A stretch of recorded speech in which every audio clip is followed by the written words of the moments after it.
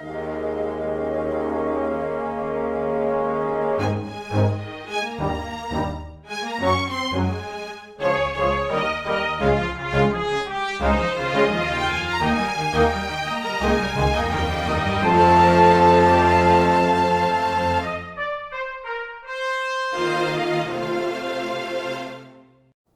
one and all, and welcome to Weekly Manga Recap here on May the 24th of 2023. It is me. It's me. It's any... F doesn't rhyme, damn. And I am here with Quinn, and it's time to talk about the things. Look, I'm just trying to make up for my lack of clarity with enthusiasm right now. I had to walk through puddles today. Puddles? It wasn't fun. Why? Who made you walk through puddles? So... God? Because I'll beat the shit out of that nerd. God had something to do with it. Or, you know, Poseidon, whoever the hell controls the weather patterns, whatever. So... Nick, Poseidon was the god of the sea, not of weather. How foolish you're... Austin! Who was the Greek god of weather? He didn't hear me. Carry on. I kind of thought that would work. I thought it would too, but he has headphones on, I think. As Quinn, like, immediately hits like, you know, R2 in order to call in the assist move. Like, Quinn, you gotta save that for a key moment in the battle. Nope, doing it immediately. 5 seconds into the match, we have no time. So, at my work, we have a parking garage. Okay, blame Zeus. Okay, that makes sense, I guess. So, we have a parking garage at work, but for literally just like today, we got word saying, hey, so the city is going to be working on the sidewalks, so we have to close the parking garage for employees today. So, you have to use the backup lots, which are, you know, here and over at the park. And so I was like, well, the one that was closest to the building is full, so I guess we got to park over at the park. And so it's not a big deal, you know. I have to walk maybe like an extra 3 minutes in order to go to work when I get there. But I have an office job, and I'm, you know, when I do this, I wear, you know, like nice shoes and, you know, slacks and a button-up shirt and everything. I hate it because look at how I always dress. They don't let you wear Stone Cold Steve Austin t-shirts normally? This is a Cold Skull Sonata shirt. I'll have you know. Okay. I just saw much Skull less famous. in Cold, and I was like, Yeah. I know what this is a reference to. There is no possible way that they were aware of Stone Cold Steve Austin, the much more famous wrestler, when they were coming up with this. Anyway, so I go into work, and then at about 3 o'clock, we hear outside. Oh, well, it's going to be rain when I go home. And then on the way out, I'm like, oh, right, I have to walk over to the park while it's raining. No. And on top of it just raining, we also, like, you know, are like by the bay, by Tampa Bay. And so there's not a lot of great runoff for when a lot of water gets dumped in the streets. So while I had to cross the street at one point, I was like, well, I just have to do this. And I trekked through like ankle deep water. Oh, no. In my dress shoes. Oh, no. Your nice shoes. So there wasn't like a sweet young man who was like, who like came over, he took his jacket off and was like, you can step on this. I was the sweet young man, Quinn. Oh.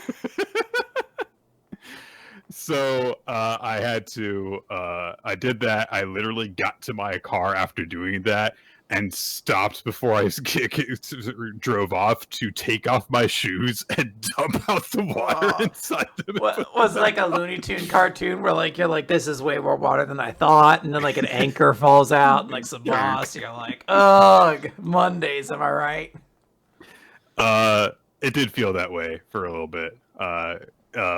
And especially, it didn't help that there were some people who were also like, there were some of like the cleaners that were also running to their car, and they were just like cackling hysterically while going through the water.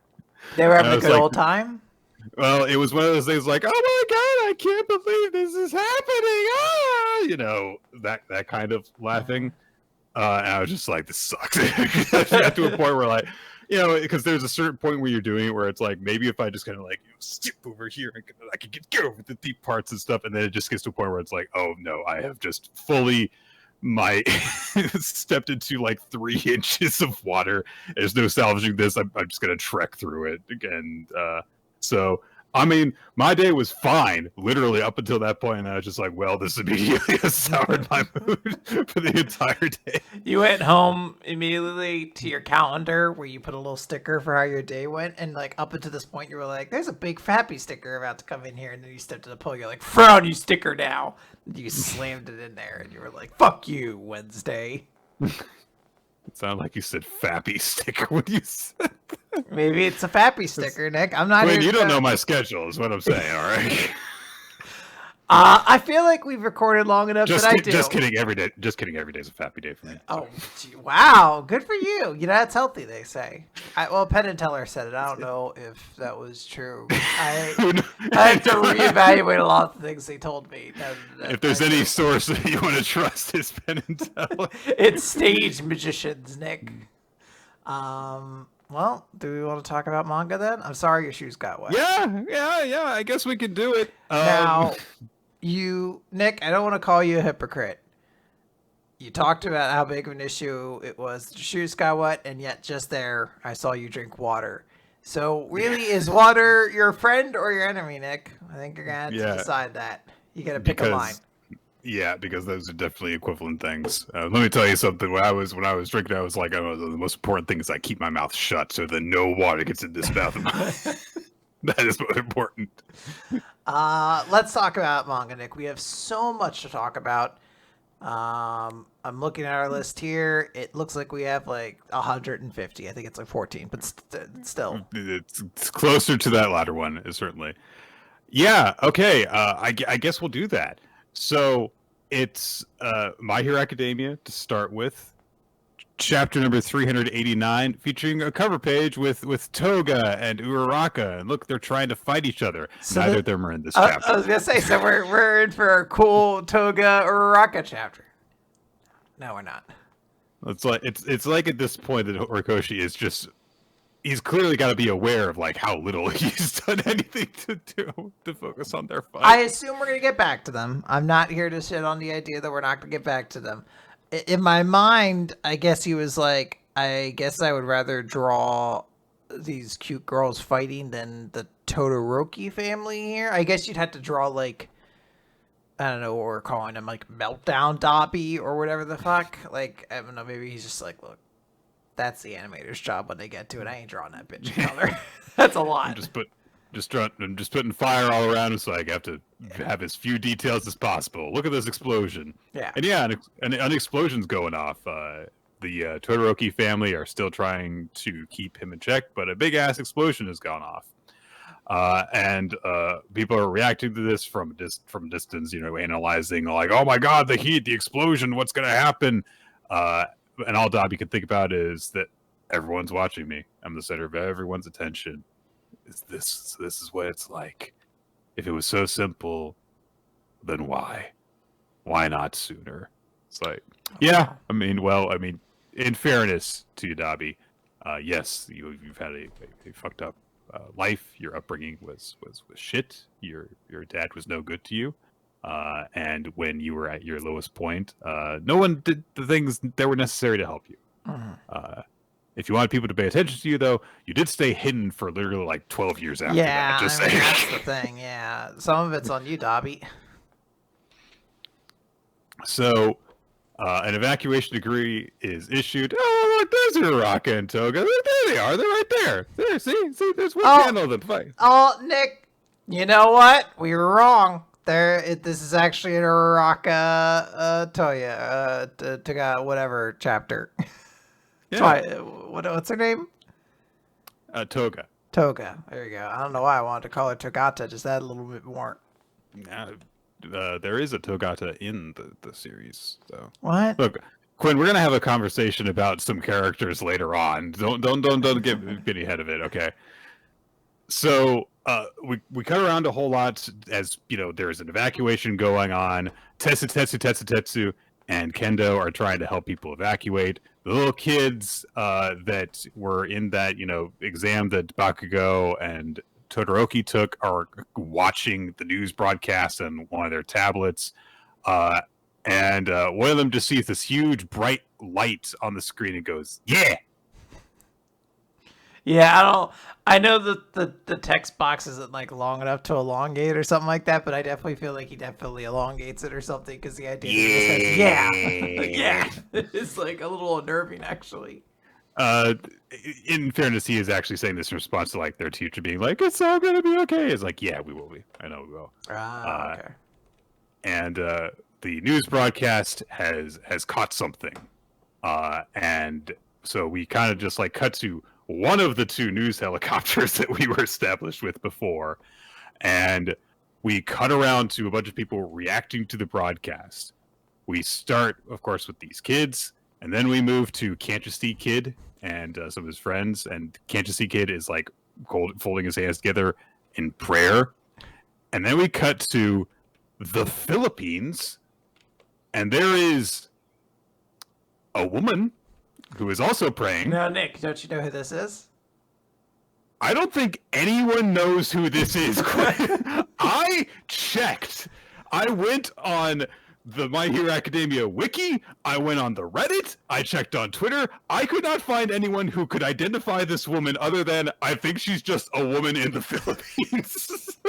It's just to let us know the Philippines is also concerned with this conflict and how it ends.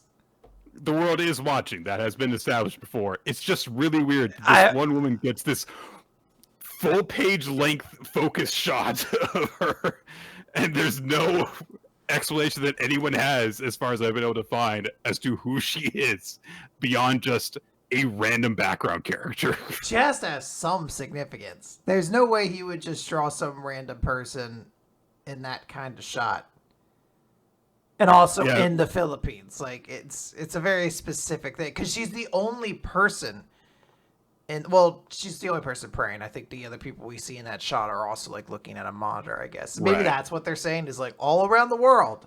From Japan to the Philippines. is focused on this fight. Mountains crumble for me. Yeah. Mm-hmm. So, I'm working on that assumption right now that is, yes, the world is watching, and here is a person who is also deeply invested in everything turning out okay.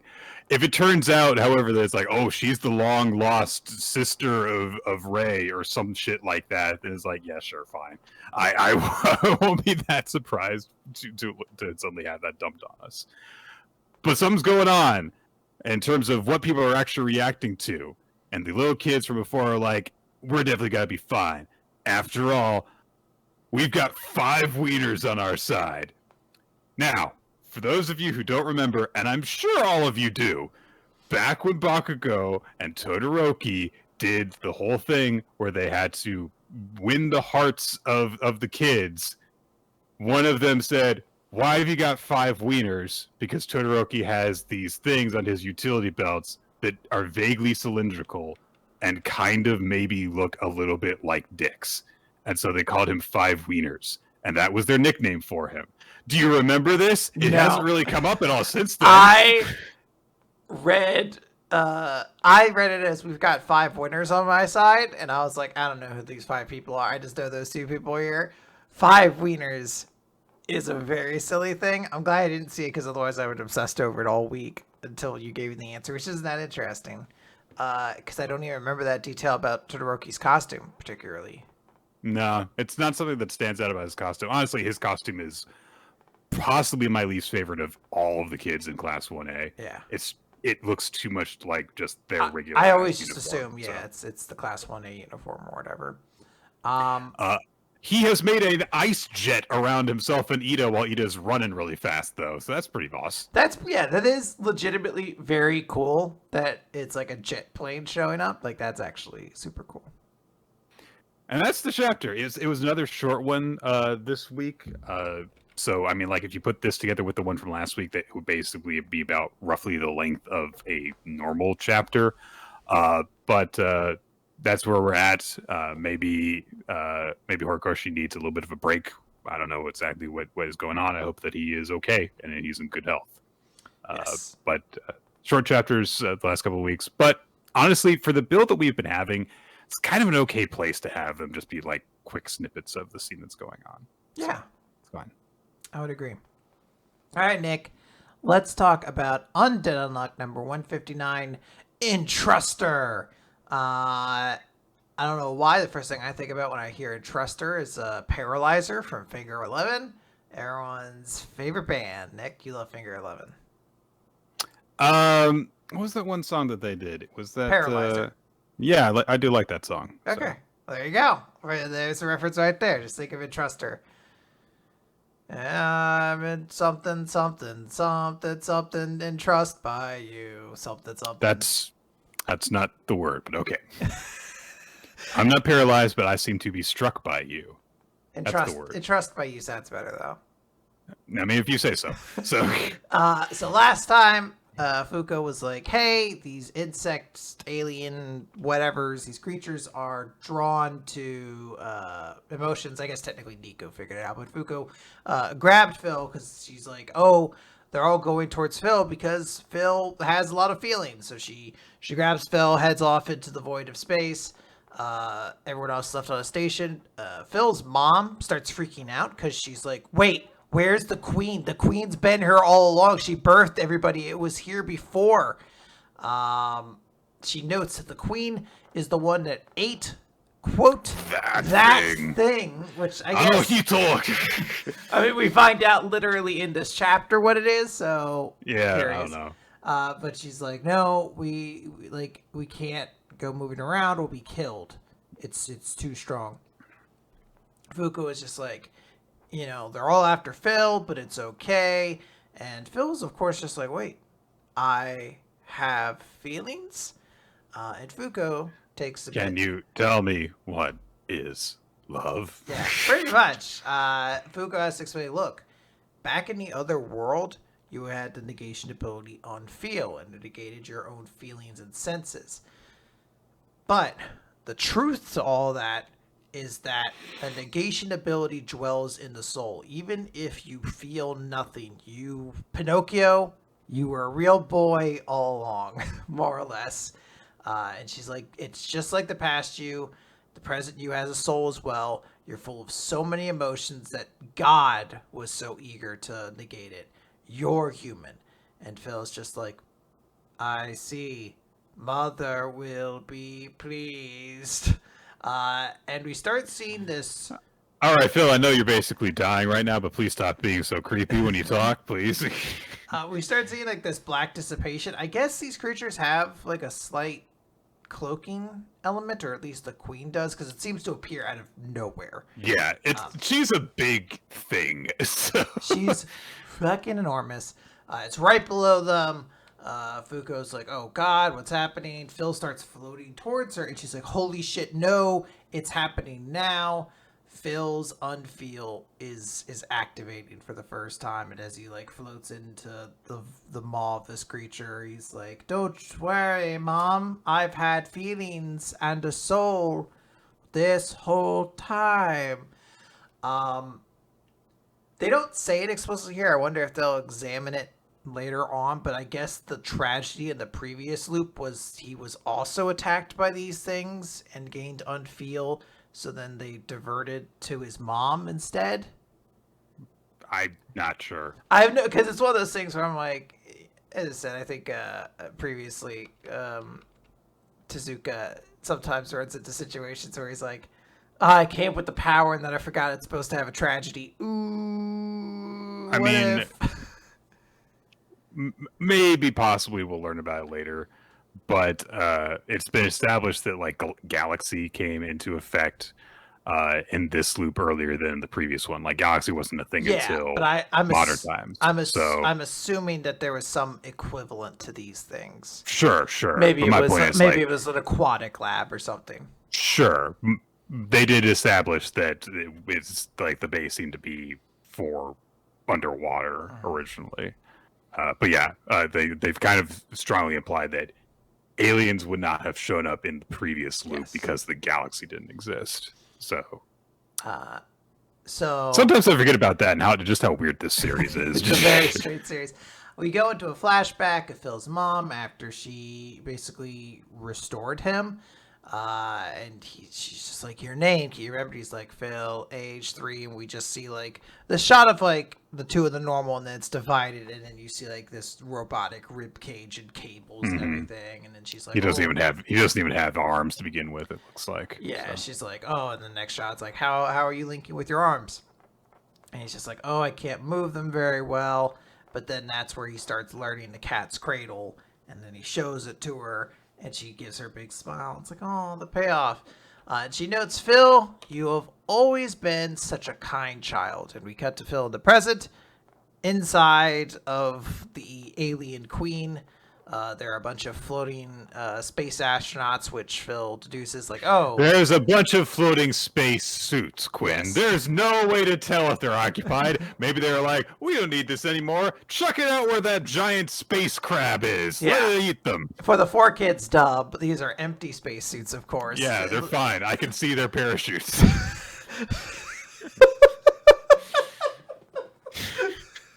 I was gonna say, Parachutes you wear when you get in the spacesuit. You know? I was gonna say, Phil would have to say some line here like, oh, it must have attacked the empty suit armory, but it is way funnier if his thought is just they have their parachutes so the people are fine. I'm sure that they got out of here safely. Just like a boot on a spring. It's like one of those things you're like, okay, yeah, sure. One of the spacesuits has Take the Doll carved into it, written on it. It's not exactly clear who did it or how, but we then see sort of grafted to the inside skin of this creature a wooden mannequin with very few features. And Phil notes that this is a thing that they picked up and researched, and it's dangerous, but these things grew bigger by absorbing its power. And Phil touches it on the forehead and immediately remembers the past life. And he's like, wait, or the past loop. And he's like, these aren't the memories that I had. This, the Union, the Gators, God Slate, even the ones who saved me, this is. And he remembers what Fuko just told him. And we get the introduction to the Entruster artifact, an artifact that converts the feelings of anyone who has used it so far into power. But of course, there's a cost to it. To use it, you must offer your own body. And to do so, you have to have all of your feelings extracted. And it basically is lethal. However, because Phil is on feel, and his feelings are already that way. And he's a robot. Yes. I'm sure that is helpful as well. He could circumvent the risk. So he just says, like, right now I'm the same as you. Unfeeling, right? Everything that's happening is very strange, but like my concern towards various things is starting to fade, and there are still people I want to save. So I think fighting and the sum of this feelings, it's something that I want to show. And he reaches his hand down. There's like this dark mist. We cut back out into the big space battle. Fuku's shooting it with a whole bunch of bullets, but she notes there's not enough like stuff to actually cause unluck around here, which is weird because I think meteors being pulled from space has been like an unluck before. Yes. So it does feel like you should be able to just pull meteors from anywhere, but she's just like, no, I won't let you get your hands on Phil. Kind of already got his hands on Phil. But again, not the point. Fucking Phil ends the chapter by exploding out of the fucking stomach of this little thing, just with like now his razor arms. He now looks like he did in the previous loop where he has like the puppet body. We also see he has a couple relics on his back as well. Other artifacts, like a sword or something, and like some kind of like bar like gun of some kind. And he just notes, I'll give them to you. I'll use my feelings to defeat this thing. Yeah, so he's got his marionette arms with the blades on them, and also he's got freaking Astro Boy jet booster legs. So yeah, I don't know. This was all right. I didn't really connect. I feel like with the big moment of Phil getting his big "I'm going to save mom" moment. So in terms of like how well everything has been clicking for Undead Unluck lately, this is actually kind of disappointing by comparison. I don't think it's bad or anything. It's just that the bar has been, I feel, very high for this series for a while, and this felt like a big moment that was a bit of a miss for me. I can work with it on a certain level. It is very difficult to parse some level of like, this person has no feelings. That's the whole point of Unfeel, but they do have feelings, but they've used this puppet body. It seems very much like he is meant to be on the same track as he is in the other world, where he gets this body and he gets all these artifacts in it, but in this world, it's more optimistic. I guess because he's just kind of going past like not having feelings. I don't know. This feels very much like Kingdom Hearts when they're like, these are the nobodies. They have no hearts or feelings. And then every single one of them is a super melodramatic bitch. Like, they all have so many emotions. It's like, hold on a second. Well, they all have negative feelings. They've only got negative feelings. Like, that's not the same thing as what you said before. I think they eventually explained that they create feelings. And I'm like, to the point where it's so realistic, it's indistinguishable. And look, this one's got an X in his name. Feel bad for him. So I'm like, they all have X's in their names. That's one of your weird gimmicks. All right, you wait until we come out with the next game, Part Pi of Kingdom Oh Hearts. my god, I wish it was that simple. It's gonna be. It's the only thing that can give Attack on Titan's anime season namings like a run for its money. Where it's Part 27/5. Yeah. What? 27 is the number of days that Aqua was trapped in or whatever in the thing. Yeah. What was it? 356 by 2 or so, or divided by 2 like days. That. Yeah. Yeah. Regardless, fine chapter, not great though. Still okay. Chainsaw Man, vroom vroom. Vroom vroom, Chainsaw Man, double vroom vroom, because they're on a chainsaw motorcycle to start off chapter 130, Kill Building, which is a great pun. It is great. So last time, of course, Denji got on a motorcycle at Mikasa's beckoning. Not the one that the girl was riding, but he was fine with, kicking off the guy rider. And then they needed it to go fast and be good, so she turned it into a super chainsaw motorcycle with Yoru's powers. And how does Denji react to the motorcycle they're on being turned into a chainsaw motorcycle? The bike turned all badass. I didn't know I could do that. Awesome. I love Denji just being like, I'm the best. I rule. I guess I did it. So Asa says, "Hey, if we can outrun the tentacles, then the fake chainsaw man, that we could survive through this." And then she's like, "I don't know, what, you trust that guy?" And she says, "I mean, he saved us, right?" Or, well, they saved us. She does say specifically. So, yeah, it is kind of hard to determine gender when you're made of chainsaws. So, covering the bases is Asa. A bunch of the tentacles start swirling up into the air and come crashing down towards Denji and Asa. Denji rides along the wall of one of the buildings to start avoiding them. Then the weird diner demon thing that was being served by the falling devil before is in the abyss and very deliberately kind of like covers its eyes, or where its eyes would be, with its hands. And then one of the tentacles morphs into its main body and starts attacking Denji. And like it summons like a hammer arm thing to attack them. It starts breaking up the building that they're riding on. And as it's just trying to chase them down, Denji's like, what the hell kind of devil even is this? But there's more to it than that, because Asa spots that up ahead of them, a building is floating in the air. Just a whole ass apartment building, like a 12 stories tall. And the falling devil is using her telepathy to manipulate it and says, eat this, because she's a chef. It's such a great line. I don't know why, but like in exactly that like cheesy action movie way, it's like perfect. Eat this. and sends the building crashing down towards them. There's a huge burst of rubble, and Denji is just riding up along the wall of the building through it as it's crumbling apart, and just comes bursting along the other side to safety, or rather, to the horrifying body mouth that this demon summons in front of them. And that's the chapter.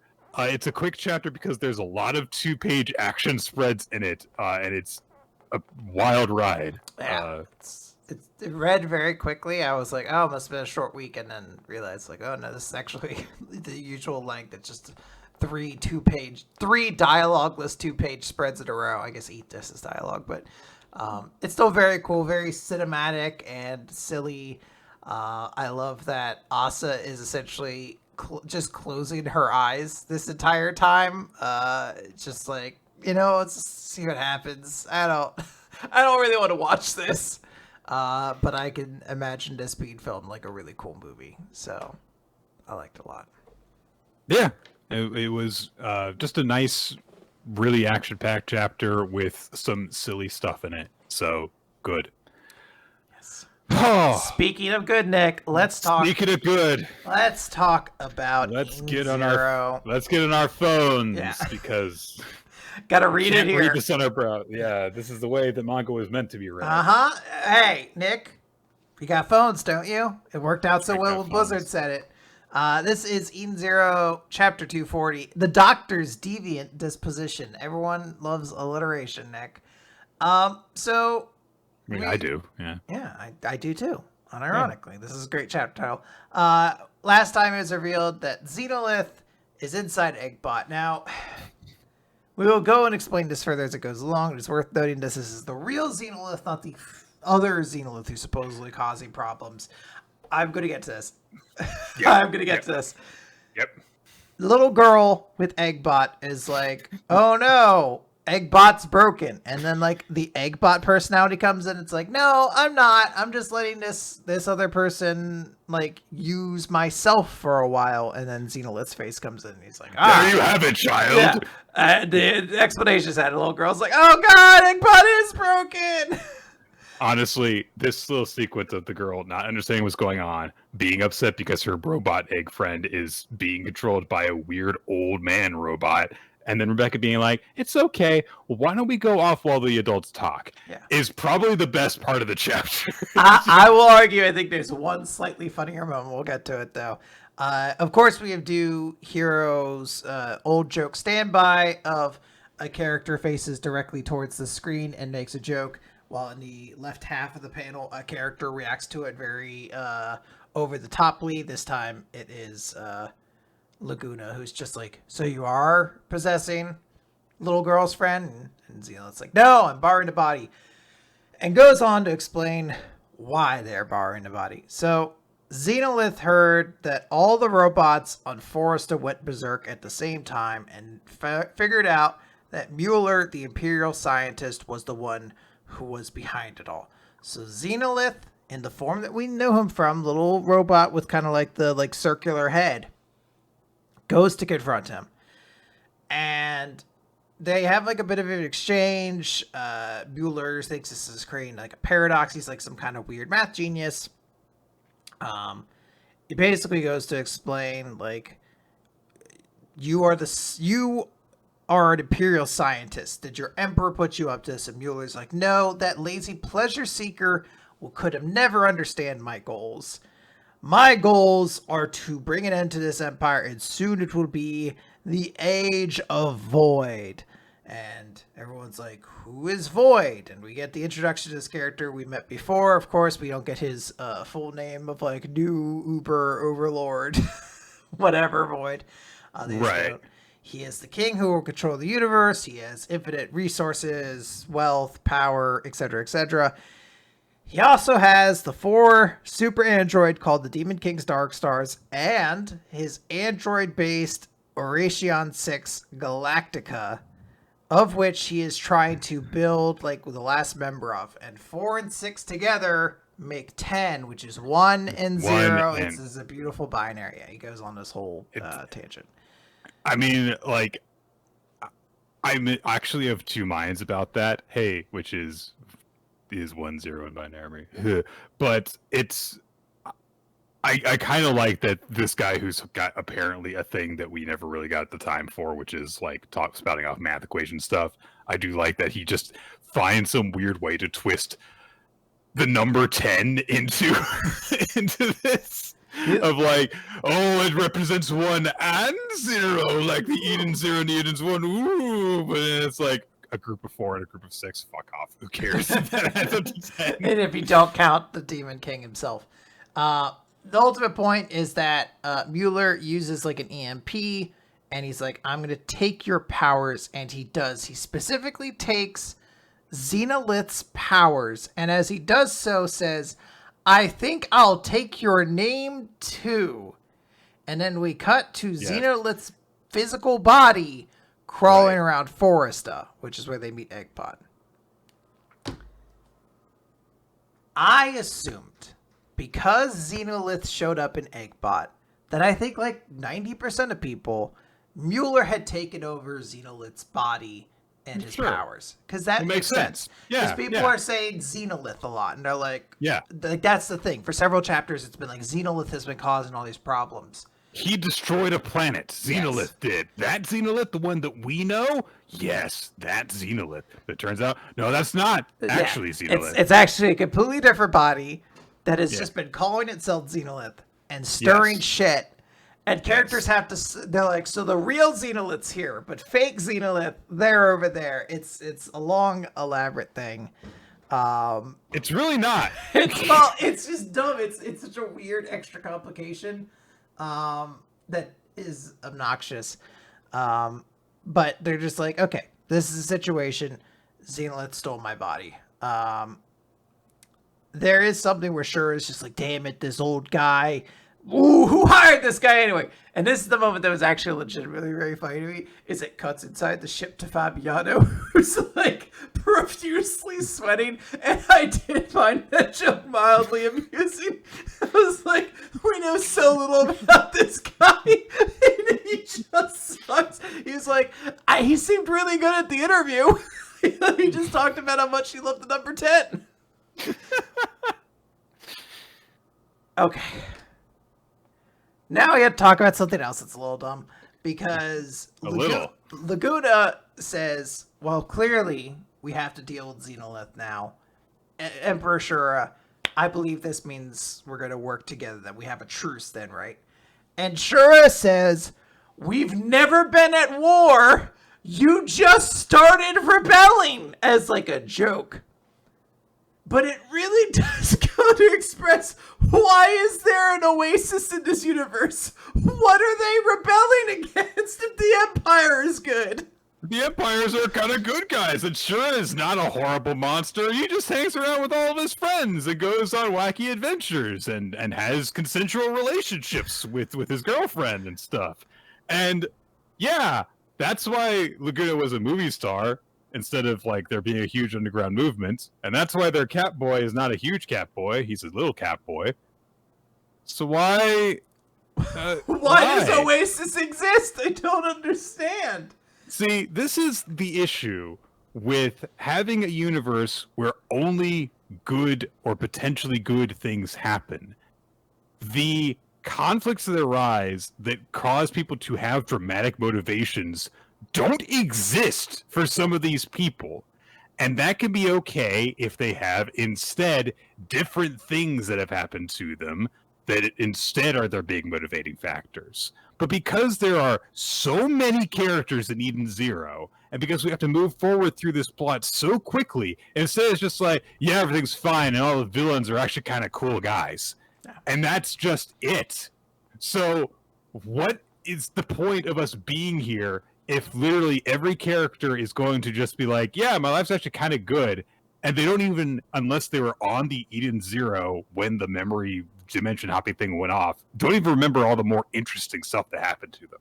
So they're just worse versions of the previous versions. It's just a very doofy thing. Like, it's that weird that necessity of like, well, this Oasis existed in the old universe, so Oasis has to exist here. And it's like, it doesn't. If they're not rebelling against something, like they were a rebellion group, if they're not doing that, if they're going to exist, at least say they do something differently, as opposed to here, where they're also rebelling against an empire that they're fine with, ultimately, actually. They had a brief conflict because someone lied and told them that Oasis was harboring Xenolith, but that explained why the empire was going after that. It's just very silly. It'd be so easy to just do a little tweak. Just have one member of the crew be like a massive jerk to start off with, because the conditions that they went through their lives were different. And so they, ended up taking a darker path. And you could have it be a big thing when, like, oh, they remember what happened, and now it's all good, and they kind of have to like deal with the fact that in this universe they were kind of a big ass jerk, and they kind of have to come to grips with that. But no, everything's just fine. Everything's hunky-dory. Everything's less interesting here. Anyway, here you have a bath scene, and that's just what we've been doing lately. Yeah. Shiki extends his hand to Shura, saying, all right, we're going to be friends then, right? But Shura slaps his hand away and says, sorry, I've got enough friends. So there we go, niggas. This is the universe. Here he's like a cool dude with a bunch of friends. Everyone loves him. Oh man, this world's Shura is just a cool guy. Everyone loves Shura. Ignore the fact that in the other universe he did awful things. The group kind of says like, well, our plan was just to get Laguna back, and we did it, so I guess we can go. But Shiki's like, yeah, I can't abandon Xenolith. Like, we're gonna have to do this. Cut over to Nero 1, where Void is telling a robot, like, Xenolith, it's your first assignment. This is why the Xenolith thing is very stupid, because Xenolith immediately rebukes the name so that he can be known by the name we already knew him as we reveal the end of the chapter, Mueller, a member of the Eration 6 Galactica. So literally all of the stuff about him calling himself Xenolith was just so that there could be a twist about Xenolith. But it would have been even more of a twist if they were like, yeah, we physically seen the robot body of Xenolith do bad things, as opposed to, I guess it was a different robot that just calls himself Xenolith. Like, I don't know what to tell you. It's kind of weird that we had a whole thing in the previous... and then he goes back to the same name. It's not even a new name. It's the same name he's always had. Yeah. It was, I like this one. I like this mustache, too. It's funny that we had a whole thing in the previous universe of a horrible villainous robot that caused all sorts of destruction. It turns out that it was actually being controlled from within, and both who the robot were and who the evil person controlling it were had no relevance to us. And then we had the chance to do it in this one, and it's like, no, I'm just gonna get rid of that. I'm just gonna get this reveal out of the way immediately. Yeah. No tension, no drama, nothing. God. Awful chapter. I should say awful. What a waste. Just very stupid. Glad to have you back, Eden Zero. I missed you. Let's talk about Akane-banashi. It's story 62, Judging Standards. It's time for the big final four of this exam for the Zenzas. And so we get a bit with... her name's actually said in this chapter. Hang on, let me see if I can find her real quick. It's the girl with the journalists this time. So she's there, and she's kind of looking around, and it's like, oh man, this place is completely sold out. They sold like 500 online passes to the live stream event. Comey. Yeah, that's it's right. ironic because she can communicate. She's literally a journalist. It's her job to communicate things. She does not seem to have a problem with expressing her opinions on anything. So, yep. So they're talking about like, it's apparently really popular, mostly because of Hikaru, and she's like, yes, this is what it's to expect when it comes to Hikaru's talents. It's like, yeah, but why are you acting like this is your accomplishment? You're just like a fan first. She's a little smug. But we also see that there is a score entry thing that you can pull up on your phone for the event, and there is an audience scoring portion of the event. So there's 3 judges, there's the in-person audience, and there's the online audience. And so each of those 5 different entities gets to have a 20-point scoring scale. So the maximum that a single contestant can get is 100 points. So our journalist friend looks at that and is like, yeah, I'm betting that Mastery Ken came up with this. But Komi says, like, I mean, so Hikaru's going to win, right? The audience is made up of her fans. The streamers are mostly made up of her fans. So she's got a massive advantage. She's going to win, right? She does definitely have a good point, at least on the surface. Like, if 40% of the scores of the audience is massively in her favor, she's going to have an advantage, you would think. So the 4 Zenza from the Renseikai are going to be competing together, and our first contestant is the one that we know the least about. The 4th guy. Old Fourthy. Everyone loves him. He's not very memorable, hence why he was told by his master to braid part of his hair. And I'll be honest, he was right. It's been the most iconic thing about his character so far. But the guy with the little braid. It's cute. Your master had a point. Yeah. So Zenmai Arakawa starts off and he says, like, oh, they say that if you gather 10 people together, you'll get 10 different opinions. Just as we all have different faces, we all have different temperaments. This is the story of the stubborn Moxibustion. A man brags to his friend that he went to a Moxibustionist that's so hot most give up from the sheer pain of it. Moxibustion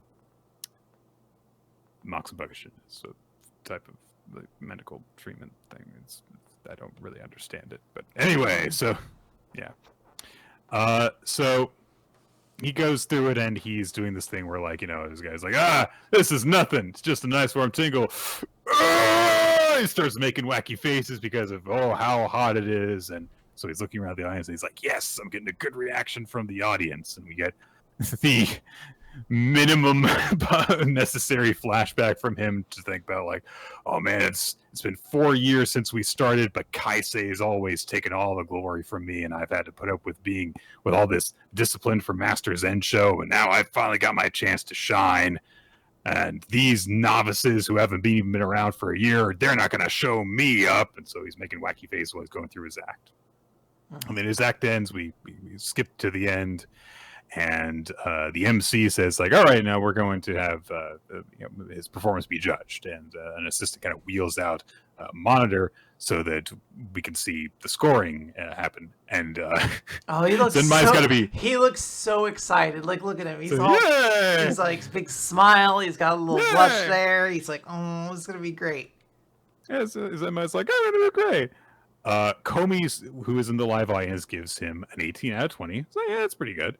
And Zenmai's just gonna sit there while he's judged live, which is great. This is brutal. This is some fucking, like, American reality TV show shit where they're just like, all right, stand up there while Randy Jackson says why he thinks your cover of My Heart Will Go On was just kind of wishy-washy. God damn. So Zenmai has got to stand there as the score pops up, and his overall score is 75 points, which, is not bad overall. But what people really catch on to is that the individual scores are also given for the 3 judges and for the 2 audiences. This is so brutal. This is so fucking savage. So he got a 17 from the live audience out of 20, 14 from the streaming audience. Ryujaku gave him a 17, Master Iken gave him a 15, right in the middle, and Master Gakuman gave him a 12. Not Master, actually. He's specifically not a Master, he's a critic. So Gakuman, who is a veteran art critic, is allowed to comment on this after. Can you explain to us why you thought that this performance was shit, sir? This is my worst nightmare. I need to stress this, that, like, I would do something and I'm like, could you please stand up in front of everybody while somebody, like, just viscerally dresses you down in front of everyone? Let's start with the negative score first to get us off on the right foot. Let's start with the one who thought you sucked the most. So Gakumon says, I saw someone using funny faces and momentum in an attempt to get a reaction from the crowd, and I thought it was desperate, very poor acting. Oh my god. I had legit secondhand cringe from this where I was just like, run off the stage. Just to hide, Leave. cut off the braid, assume a new identity, you're done. Like, I can't. Pretend you're like a Padawan who's graduated. I'm a Jedi Master now, and throw a stake through this guy's heart and just run. Oh, I don't know. I think if you were a Jedi Master, you might have been a little bit more clever and witty. I cannot begin to And Obi-Wan's kind of funny, actually, sometimes. I would just sit here sobbing. He would have been like, I mean, I'm already sobbing because my score is behind me, but then he's gonna be like, I thought it was very poor. I'm like, it was, I'm sorry. So the MC, like, very awkwardly is like, oh, and what did you think, Master Ryujaku, the guy who gave the nice score? And Ryujaku was like, I thought it was great. I like the crowd laughing and stuff. And that's just kind of it. Compliment sandwich time. Let's go back to the one who hates you. Do you have any other thoughts? Like the stupid braid. Can you cut it off or like? My master made me get this. Oh, and if your master told you to go out on stage and suck at Rakugo, would you? Well, clearly you would. Yeah. Did your master also tell you to go on stage and suck eggs? Because that's what you did. I just want you to know that. I don't know if that's what the lesson he was trying to tell you was, but you sucked eggs. Nobody likes to make people who make shitty excuses. So Comey realizes, like, wait a minute. Not only were the scores that these two guys gave very different from each other, the things that they focused on were directly opposite. One of them said getting the audience to react is everything. The other one said that, oh, you were just desperately trying to get the audience's approval. And so he points out, like, hey, the streaming score is very different. And if you watch, like, the recording that came from on stream, and she does, and she's like, you know, it's a lot less impactful if you just watch it on video. And so her press partner, whose name I'm going to have to memorize, he shows up too often for me to not remember this. It's been over a year that this manga's being published. He brings up, like, this is the point of this system. We've got Ryujaku, who is a Kansai master. We've got Iken, who's a Tokyo master, and we've got a seasoned critic here, and we've got an in-person audience and a streaming audience. All different people who have different criteria for how they judge a Rakugo performance. So if you excel in just one particular area, that's not going to be enough to win. You have to get an overall score that will win. And so that's what these ends have to deal with.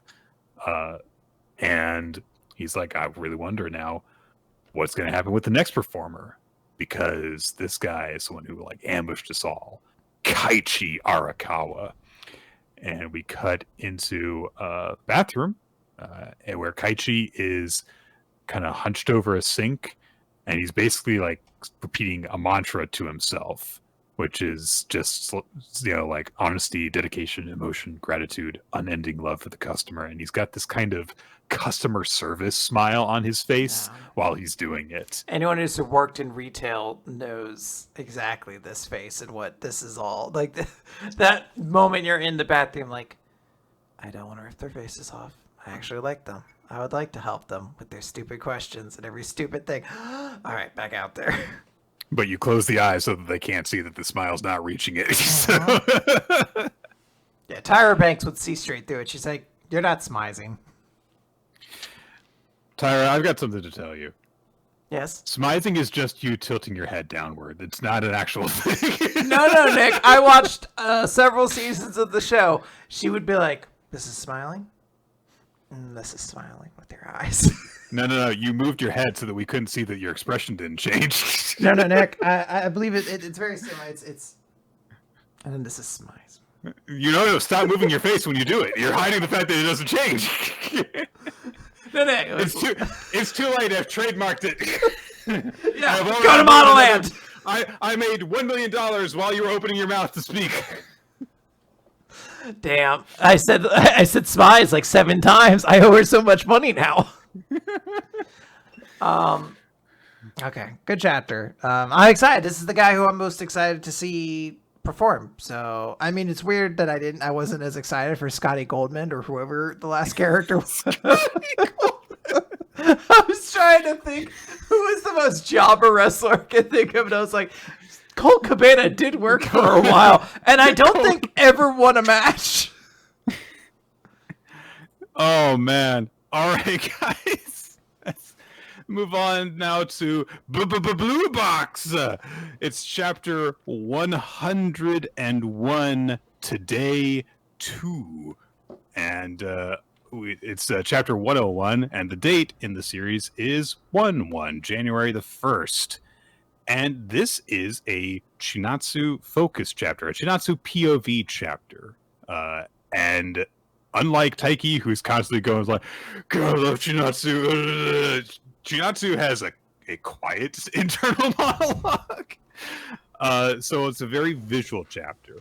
So we follow her from the point where she just kind of wakes up.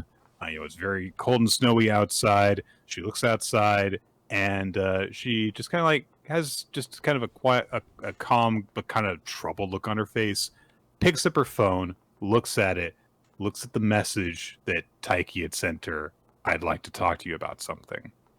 And then she kind of like collapses back on her futon and goes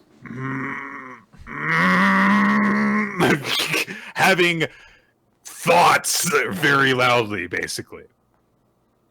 She gets called out to be with her parents and her grandparents, and like, oh, you want some bean paste? And her granddad's being a granddad and stuff. He's like, have some food. And they're talking about stuff. Her grandfather says like, what have you been up to? How's the team? How's school? Have you found anybody special? And her grandmother says, honey, kids don't like being asked about that kind of thing. And I was like, we meet kids these days. Has anyone ever liked being interrogated about their romantic life by their family? Literally? I do like how the granddad's like, oh, better not be a weirdo. Like, oh, well, he's good. Love him. But she also thinks for a second, and then she says, hey, when you two met, you met where Grandma was working, right? It's like, oh, yeah, she was working at the inn, and your grandpa came every morning to deliver the vegetables. And then before they even get very far into the story, Chinatsu just goes, when did you realize you liked her? And her grandpa says, grandpas these days don't like being asked questions like that. That's very adorable.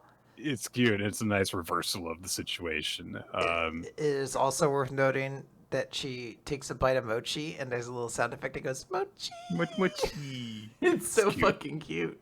Yeah. So, there's New Year's celebrations going on TV. They've got to shovel the snow. The next day comes, and she has to kind of like repeats her thing where she's looking outside, and then she kind of goes, collapses onto the futon again, looks at her phone briefly again. But she decides to go out for a walk, gets all bundled up and goes outside. And as she's walking around, she like passes by some people on the street. She sees one of them sneeze. And then she thinks about when there was a small hint that she might be catching a cold, and Taiki immediately gave her his jacket so that she'd be warmed up. She's, walking down the side of the road, and she imagines Taiki walking next to her and them like wanting to have like a snowball fight, and she kind of like shakes her head to get rid of the thought, and she's kind of blushing about it, and she bundles herself up against the snow when it starts to fall again, and she thinks about the time that Taiki offered her a scarf, giving him a scarf, and then thinks about going to the gym and Yumeka being there, and seeing Taiki come in through the door. And this is all the way back when she would just like first see Taiki when he started going to the same school as her. But then she started kind of noticing him there more and more and more. in the morning when they would both arrive at the same gym. And she's just standing by herself in the snow. It's cold, but she's blushing while she's thinking about it. And she lets out a little breath and remembers where the conversation went to the day before, after her grandfather didn't really want to tell her when he realized he liked her grandmother. But her grandmother called her over and said, I'm going to tell you something special about that conversation before. What your grandfather said when he confessed his love for me. And we go to the next morning, and Chinatsu wakes up, and she looks out the window, and she remembers what her grandmother told her. Your grandpa said, in the shyest voice I've ever heard, I found myself wanting you to be the first person I saw in the morning. And as Chinatsu looks out the window, she's thinking about Taiki. That's so motherfucking cute. This is so goddamn sweet. This shit gives me diabetes. Like, holy shit, man. Like, fuck. This is precious. This is wonderful. I just love this so much. It's so good.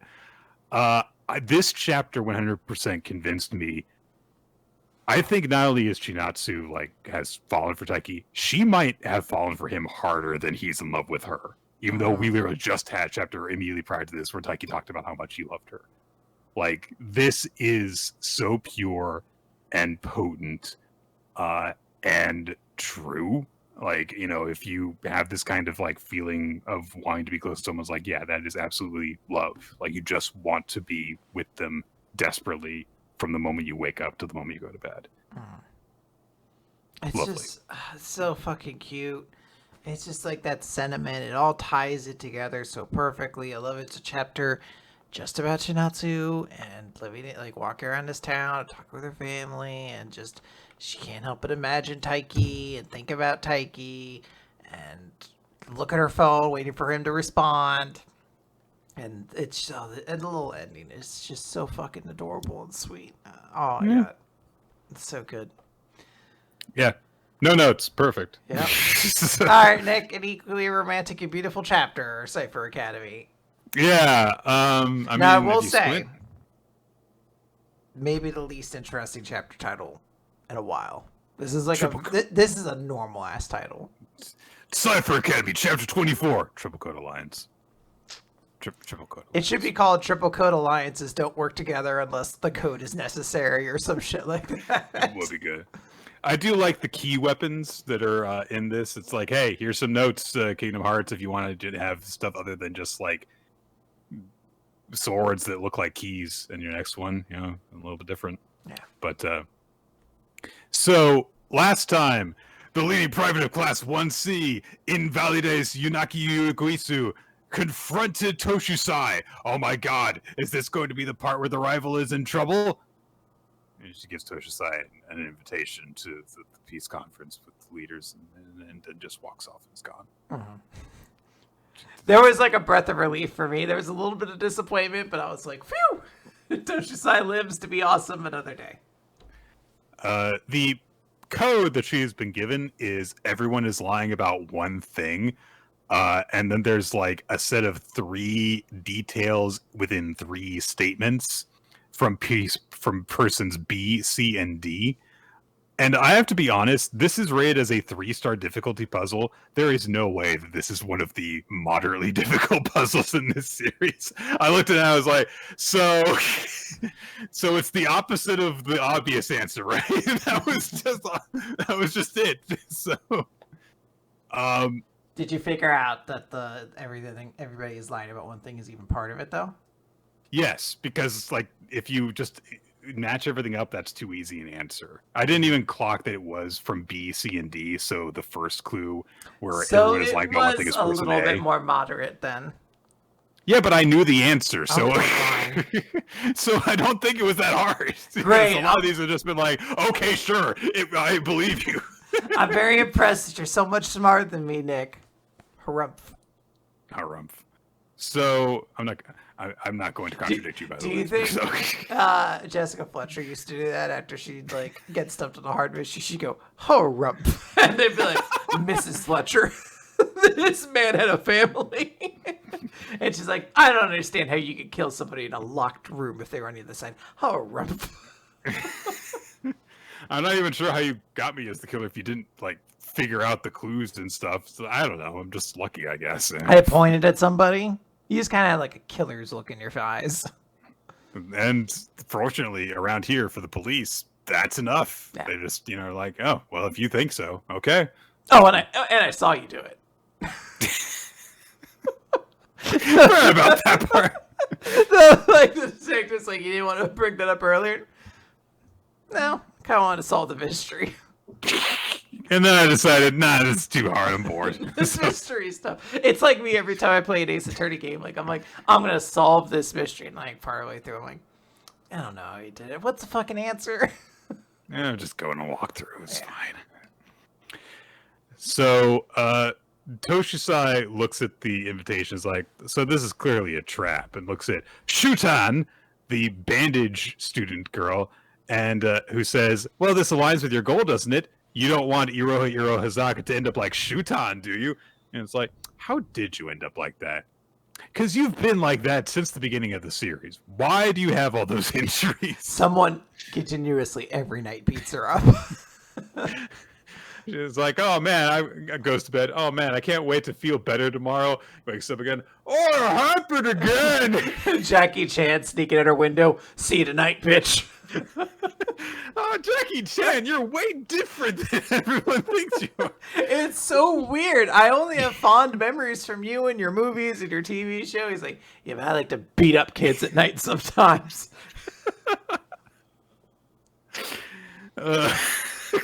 In the Cipher Academy universe, I hit kids. That's my movie. God. Iroha shows up in a class to meet with Kagoe, who is like, oh, Iroha, congratulations, you became a class private. I knew you could do it the whole time. The puzzle that he was given is a fraction solving test, but with the everything blotted out, except there are spaces where the 4s and 8 have circles, have holes in them, and that's how you're supposed to determine that it's a math puzzle. It seems incredibly unfair, and yet it is rated as easier than the one that I was able to solve. You didn't solve this one? You didn't take a look at it? No! So there is an explanation on the next page. It's like, oh, well, he kind of just worked his way backwards from the solution, the way that all easy puzzles are solved. So Iroha's got just this like completely blank smile on his face while Kagoe's like, oh, good job, and solving my puzzle and stuff. And Iroha's like, I have a question for you. So over a third of my classmates had glasses weapons, so who did you actually want to win? It's a very funny line. And Kagoe immediately like loses the poker face, and so Iroha's like, okay, if you don't want to answer, I'll just leave. She's like, oh, fine, no, you actually were the person I wanted to win, Iroha, and look, as congratulations, I was able to track down the battlefield dancer to their current location, a thing that we have not really touched on in the last like 10, 12 chapters. Quite a while. Yeah. But she says, like, but I can't really say too loudly where it is. Iroha starts dancing. As you would. Just, like, on top of a platform with which consisted of all the classroom desks pushed together. Which doesn't seem very safe, but that's what he dances on. Iroha's so light, they don't shift. He's like a little ballerina. He is 32 pounds. Like, oh my gosh. So, Kagoe says, like, okay, so you know that I used to work with Toshisai as a tech advisor, and he's like, what, really? Even though you call her a merchant of death and stuff? And Kagoe's like, All right, fucking fine. Was yeah. So while I was at the military corporation kick attack planning, so weird. She says I made all these glasses weapons, which can make people heroes without even having to fight. So all the glass weapons she made while she was in middle school to begin with. And Zoro's like, wow, you're like a genius. And she says like, yeah, well, being a genius isn't all it's cracked up to be. Sometimes you have to deal with being a genius, for example. Yep. So she goes on to say that like, yeah, you know, they didn't trust me because I was an outsider. They didn't like give me autonomy over my creations. And I realized that even if we did manage to win a war, we would never be able to stop all wars. So I acquired one of the passwords that we have here by becoming friends with Toshusai, but I still need all the others. Then I got recruited by Nohime-san's family, and that's how I ended up working at the Cipher Academy. And it did hurt to betray Toshusai, but I thought it was an invitation that was worth gambling on, since the 50 billion morgue reward would cover all development costs, and I could virtually test the glasses weapons here and also release the 5 remaining locks, and that's what the other leading privates are for. She says I had each class analyze one of the passwords while your class was leveling up with glasses weapons. So Hiro's like, oh, that means that all the other classes are really impressive. They were able to, solve those puzzles. And she's like, yes. And there's one that I need, but I'm not going to tell you which one has it. Instead, I need you to become the Code Emperor. And once I complete the glasses weapon, you and I will claim Cipher Academy's crypto assets all for ourselves. This series is weird. What a great phrase to say. So, she points out, like, hey, the good news is that I'll be able to achieve this, but I'll also be able to achieve it twice over if I so desire. I don't know how that works, but whatever. Which means that we can end all wars like you want to. So I was like, okay, so you want me to ask one of the leading privates about the location of the dancer? And she's like, yes, but I can't tell you who has the intel. But I guarantee if you manage to decode them over to your side, you'll become the Code Emperor, the leader of Cipher Academy. And then Toshusai dramatically enters the room, arms crossed. And she says, aren't you forgetting about me? I received an invitation as well. From the other leading privates, probably because they want my glasses weapon, which Uro gave me. And she explains the puzzle in this one with the lies and everything. It's very amusing because they note, like, oh my gosh, if you hadn't figured that out, we would have gone to the pool all alone. And they're like, yes, the crippling embarrassment of going to the pool all alone in the morning would have made us look like absolute fools. She wanted to make asses out of us. They use that to be like, look, these motherfuckers play differently. And it's like, I don't know. It sounds like they wanted to make you like do something that isn't in itself embarrassing and then laugh at you for getting a puzzle wrong. And I don't know how that's that much different than every other person at this school. You don't understand. The pool was not ideal temperature for swimming. Oh, the pool sucks in this school. So like, that's right. So Toshusai leans over Kagoa and says, hey, I'm not going to tell Iroha or anyone else about the fact that you're a fucking warmonger yet. And in exchange, you're going to let me in on what you've got going on here. And Kagoa is like, I mean, okay, but how did you know about this? And Toshusai just says, I know how you think, especially after all those love letters you sent me in the past. Ooh, tension.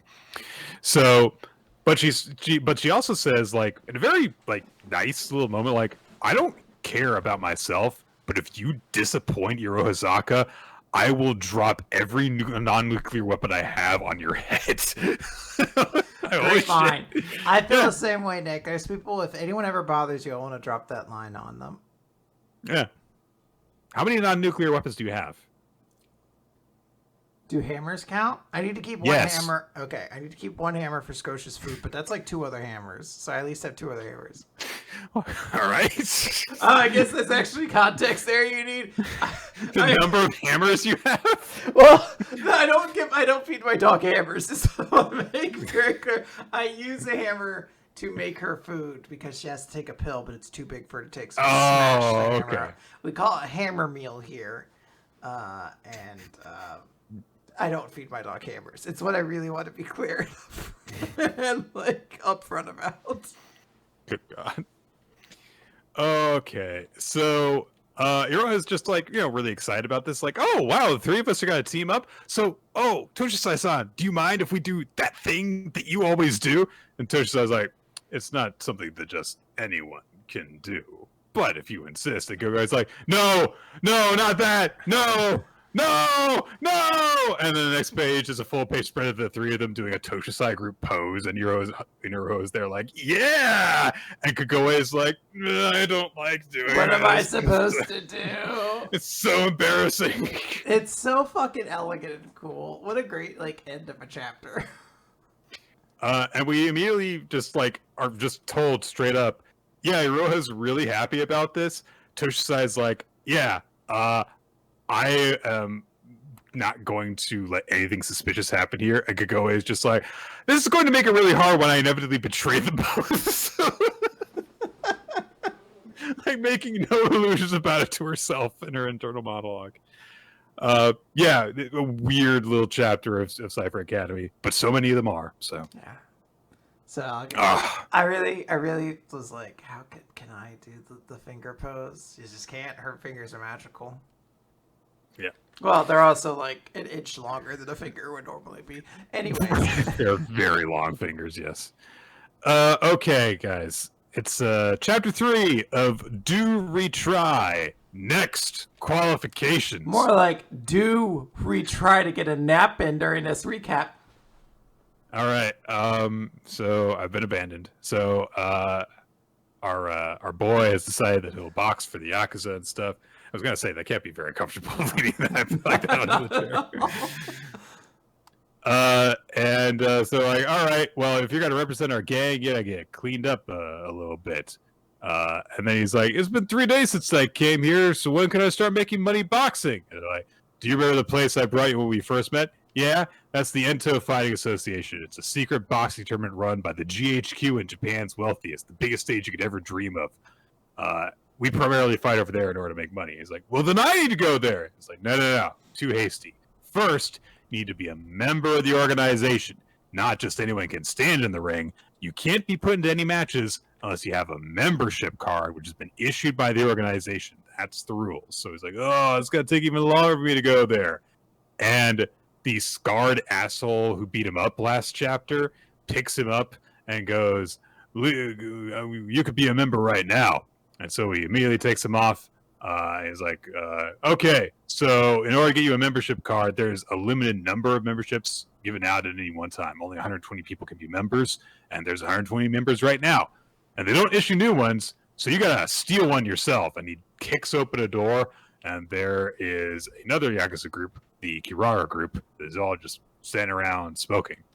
And so he walks in. Some of the other Yakuza are like, what do you want? You want to fight?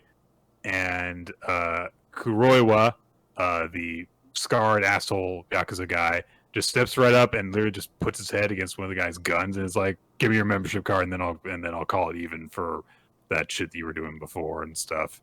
And then blah, blah, blah. Have a match with this kid. If he beats you, then hand it over. Yeah. So like, okay. You're going to have to face off against our champion, Scotty Goldman. He's getting a lot of buddies. So, again, to a fight. Like, all right, it's a fair and square match. Shake hands. He shakes hands, and look, the guy he was hiding the thing in his palm that had freaking tax in it.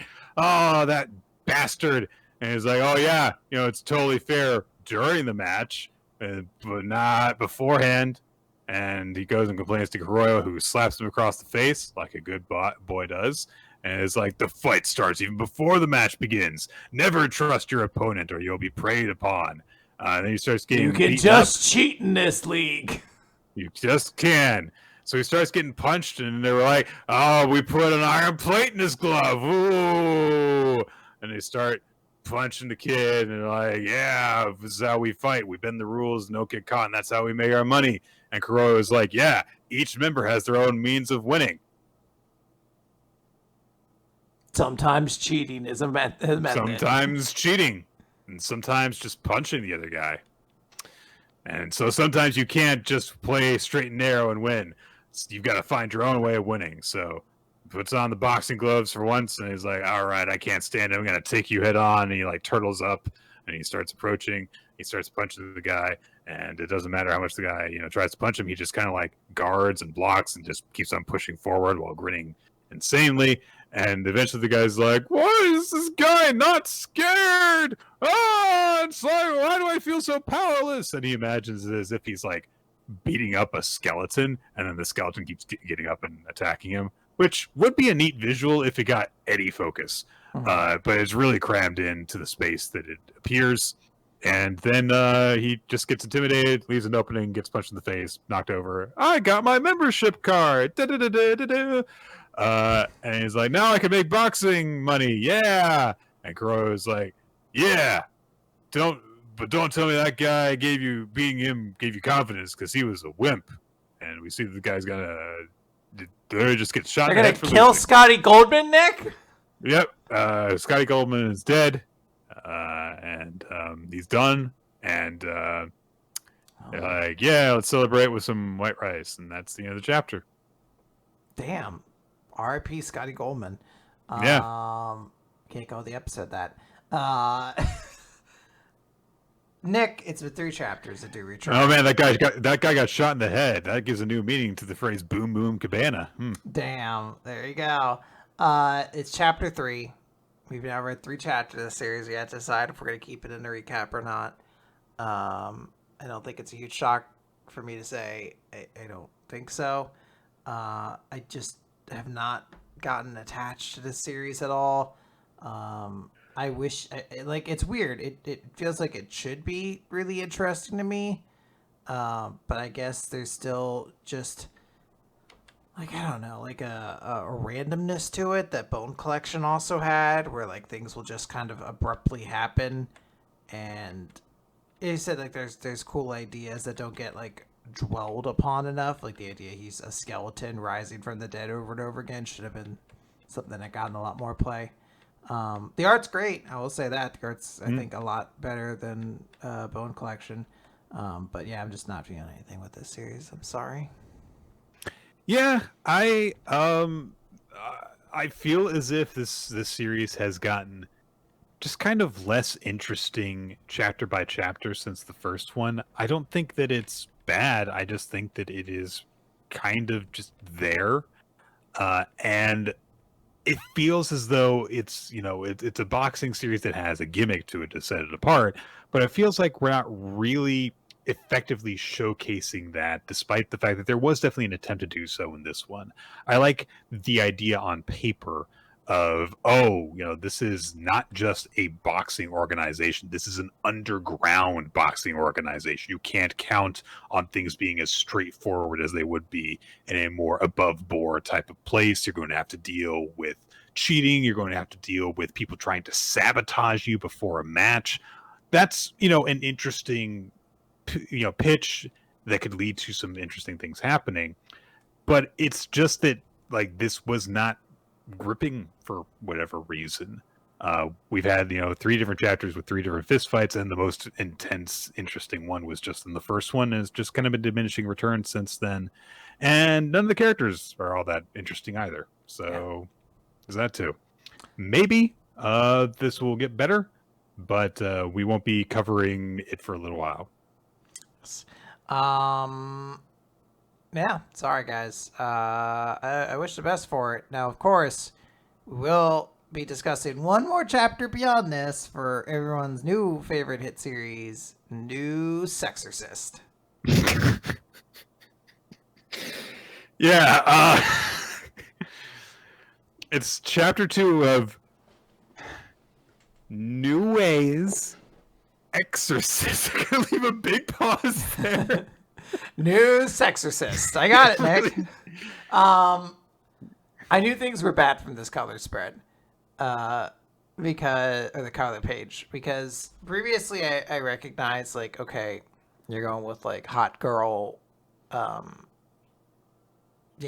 mysterious character, whatnot. Right. But the art on this like, her legs are so razor thin, and then her breasts are literally the size of her head. Her feet disappear at the bottom of I this was image. like, oh no, not that way, not like this.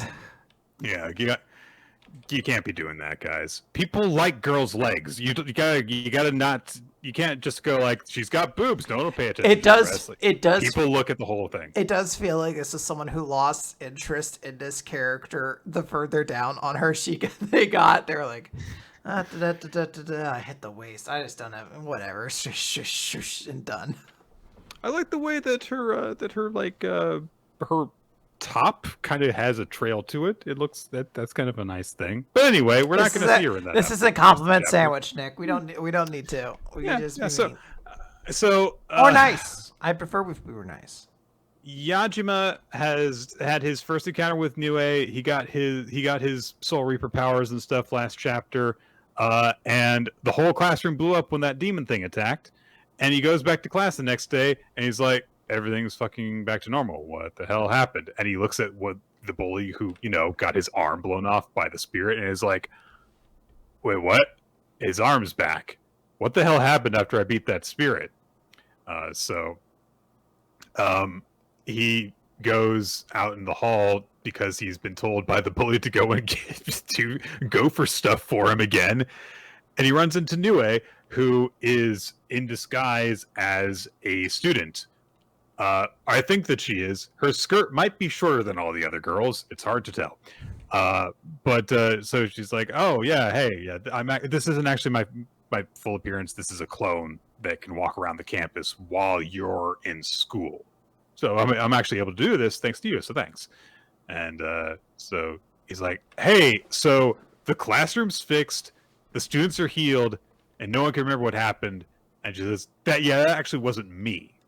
That was the work of exorcists. I've been the only one protecting the school up to now, but now I've got some help. This town is special because it's festering with spirits, and the exorcists operate in secrecy to keep the spirits within the confines of this town. Jima's like, oh, okay. Yeah. And he's like, anyway, let's go play some games. Just all this very important information. Yeah, let's go play games. Suddenly there's like a new lore to this world that's like interesting. Like, yes, this is a town full of exorcists. This is a town of magic. Fuck it. We gotta play fucking Yu-Gi-Oh! Or some shit. Yeah. So Yajima thinks to himself like, oh, I've got to go and run favors to these guys. And he's like, wait a minute. Why am I thinking that way? This girl has given me this amazing power.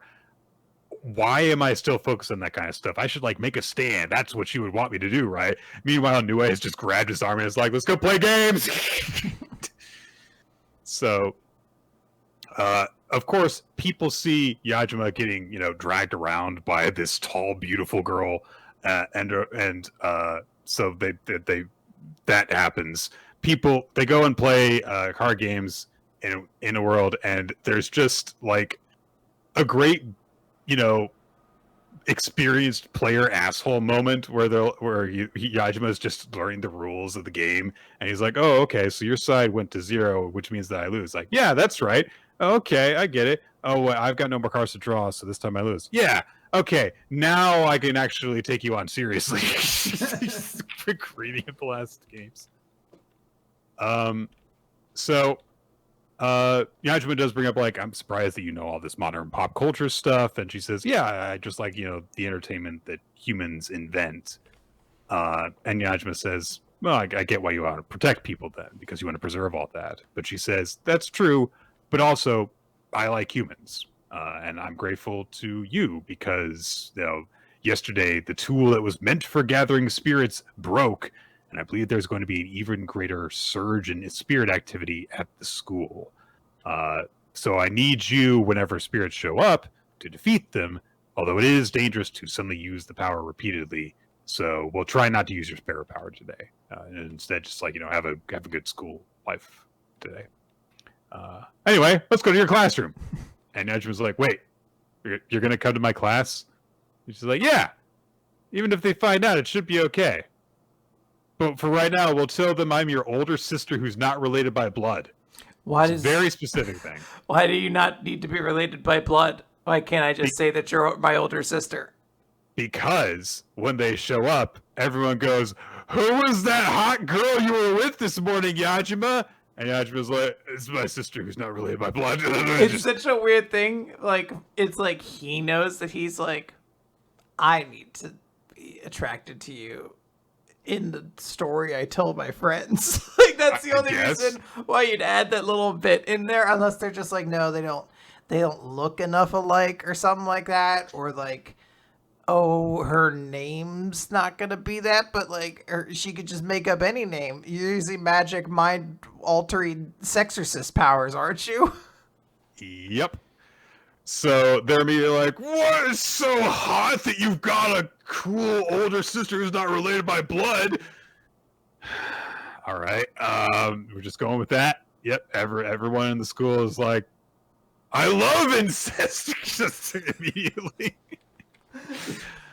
They don't say that explicitly, but yeah, I do like to think they're not being very coy about it. Each one of them's like, oh, I wish my sister was so hot and definitely not related by blood.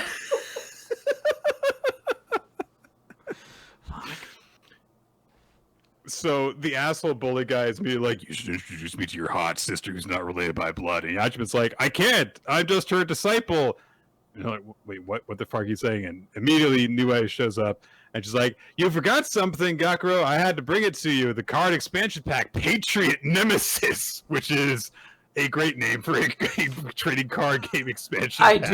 It is right on the nose. But again, this is all these things. Like, look at the art here. Why does she look so long? Where is her arm? So tall all of a sudden. So everyone's like, oh my god, and she like really cares about her brother and stuff. And she immediately approaches the bully and is like, oh, are you Gakuro's friend? I'm glad to see you get along with him. Everyone's like, ugh.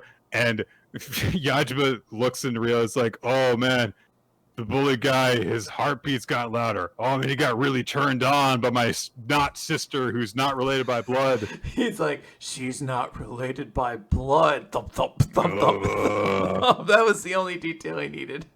And astonishingly, immediately, Nue, the cool, attractive, slightly older girl, wins over the class without even trying to. It's like, and everyone's like, how did this happen? It's like, because they're horny teenagers. It is not actually impressive at all that this happened.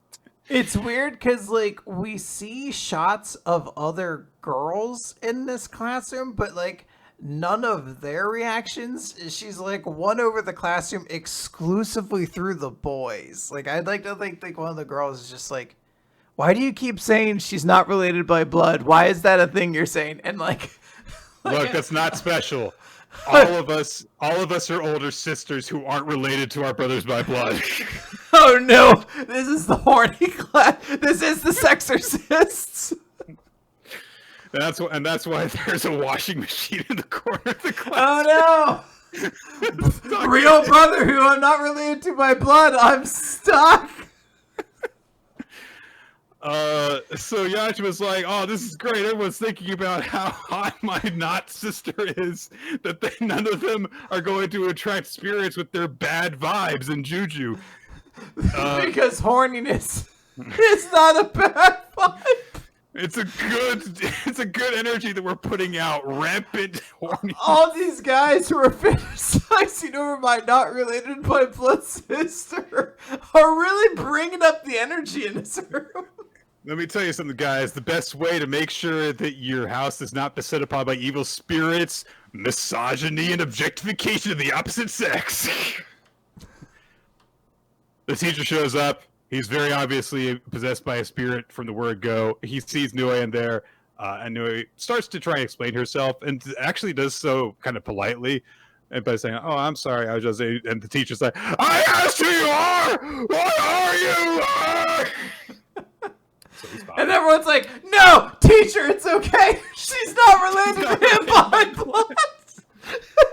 Then he stops. He's like, hot. I mean, okay. Everyone take your seats. Let's start math.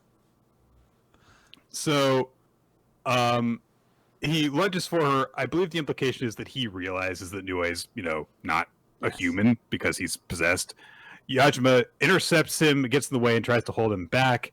And all the other students are like, "You care for her too?"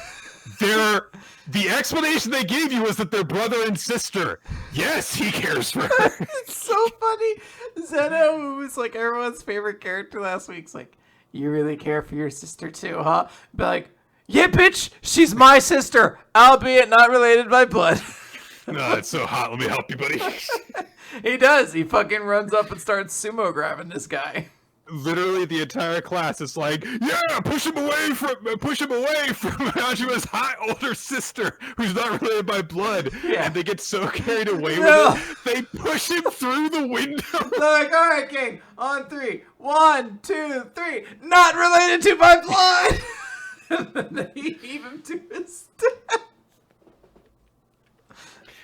Oh god, Yajima falls out through the window as well. So Nue is just like, "Yeah, do it now!" So he has to unleash his powers. This also draws out the spirit from the teacher's body, and he goes, "Rah!" And while they're falling through midair, he cuts it with his sword thing, and he realizes, like, "Oh shit, the teacher's gonna fall to his fucking death." Nue just appears down on the ground below them because, this isn't a physical body that she's got. It's her spirit body that she can just send around everywhere. And she just catches him casually by the top of his head and holds him balanced perfectly there. So saves his life. And the teacher comes back and it was like, "Oh my god, I don't really know what happened, but Yajima, holy shit, you jumped out through the window to save him. That's pretty cool. I thought you were just a weird guy who loved being a lackey, but you're actually awesome. You actually rule, dude." And then Nue grabs him and immediately right into the boobs. And everyone's like, "No! They're like, "Whoa, not him!" Guys, it's okay. They're not blood related. It's fine. Yajima kind of pushed himself too hard. So that's why she was like, "You need to go to bed in my boobs." And he wakes up in the secret room that only he has access to, and she's like, "That pillow, you need to replenish your power, stay like this and feed off of my, I don't know, spirit sex energy My or something." thigh energy. Energy. And so she's like, "Yeah, your output's pretty huge and you run out of energy fast, so we'll just do this every time you have to use it." And Yajima's like, "Does this mean that every time I use that power I have to do this? Oh!" So, that happens, and but she's also, pats him on the head and is like, "Congrats on doing your best." And he's like, "No, if Nue hadn't been here today, I can do better. She smells nice." I was gonna say, we can't forget that he ends the chapter and be like, "She smells good." Oh man, I very strongly feel from this chapter, after we got through the first one, which, look, was not perfect. It was kind of one of those things where it's like, well, this doesn't look especially memorable, but hey, there's some, kind of nice moments. It feels like there might be some, promise here, like based on the way that like Zeno was portrayed in that chapter and stuff. But now this one just gives me the feeling that Kota Koei seems to only have confidence in the character that he's designed being hot. That seems to be the only thing that they're really throwing out right now. And look, even if a hot character was enough for me to want to read a series, there's so many of them out there, dude. That's not going to be a unique selling point for your series. So, yeah.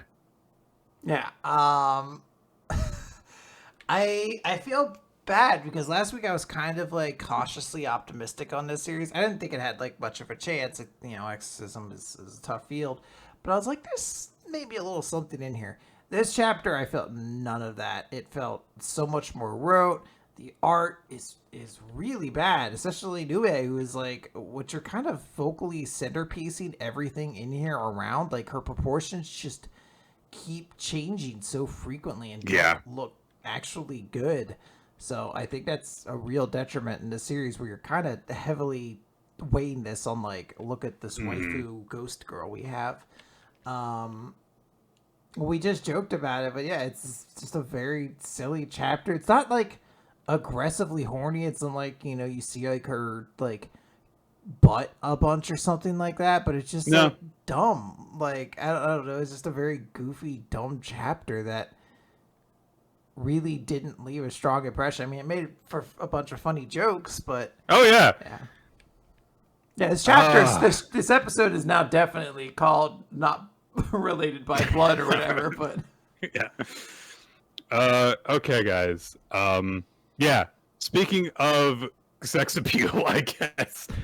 Look, Shunseki, he was just buying his time, and now we've got a chapter where Karai is in a bikini. Admittedly, though, for the kind of stuff that we have seen from Shunseki in the past, she might actually, as well, have just been wearing a sweater for this chapter. I was gonna say, as far as like, what we normally get, which again is not like a great standard, but there was definitely me being like, I expected this to be a lot worse, and I guess I'm pleasantly surprised it was mildly tame. So last time, so Karai had gone out with Hajime in order to do location scouting for them shooting the shore. But she decided that she needs to really connect with the character of Nagisa more. So she has put on a bikini and is going to go out and like go do what it feels like to be like, oh, I'm going to go and like play on the beach because there's going to be a scene where Nagisa is on the beach, going splashed around the water and stuff. But as she goes out, just like trekking like she's a freaking on a mission to go out and do this, I was like, "No, you're exposing yourself too much out here." And she's like, "You're right. I'll reapply my sunscreen." She's just so diligent. It's nice. So he says, like, "Look, you don't have to do this." She says, "No, I've got to figure out Nagisa. This is necessary." And so this won't take long. She takes her hair out of its tie, which honestly is drawn possibly more sexually than any actual shot of her body in this chapter. And it's the thing that really gets Hajime embarrassed. Like, oh my god, she let her hair down. So while she's doing this, Karai is just thinking to herself, like, I guess it frolics in the waves. What kind of person are you? And she's got her eyes closed as she's concentrating. And her face changes. She just makes a different expression than she has made. Her eyes are very bright while she's trying to connect with this character. And Hajime immediately realized, like, she's like a different person right now. And the way that she's like carrying herself and making expressions is very obviously different from everything that we've seen from Karai so far. Is actually a very good demonstration of like, no, she is playing a character right now. She is acting. So he starts to get caught up in this, and he's like, keep going, see where it goes, show me Nagisa. And he takes out his camera phone and is like, Karai, keep going, let's do a test run for a different scene as well, where we'll try out scene 1, which is also at the beach. And in this scene, a young girl lies in the shallows and as the rippling tide with a single tear is going down each cheek. And he starts shooting. He's like, okay, action. And so Karai lies back in the water, and Tenmaku is watching the two of them doing this, and immediately Karai just starts crying. Like, she was all happy and bubbly before, and immediately her face is like all tortured and squidged up. She's got tears coming down her eyes.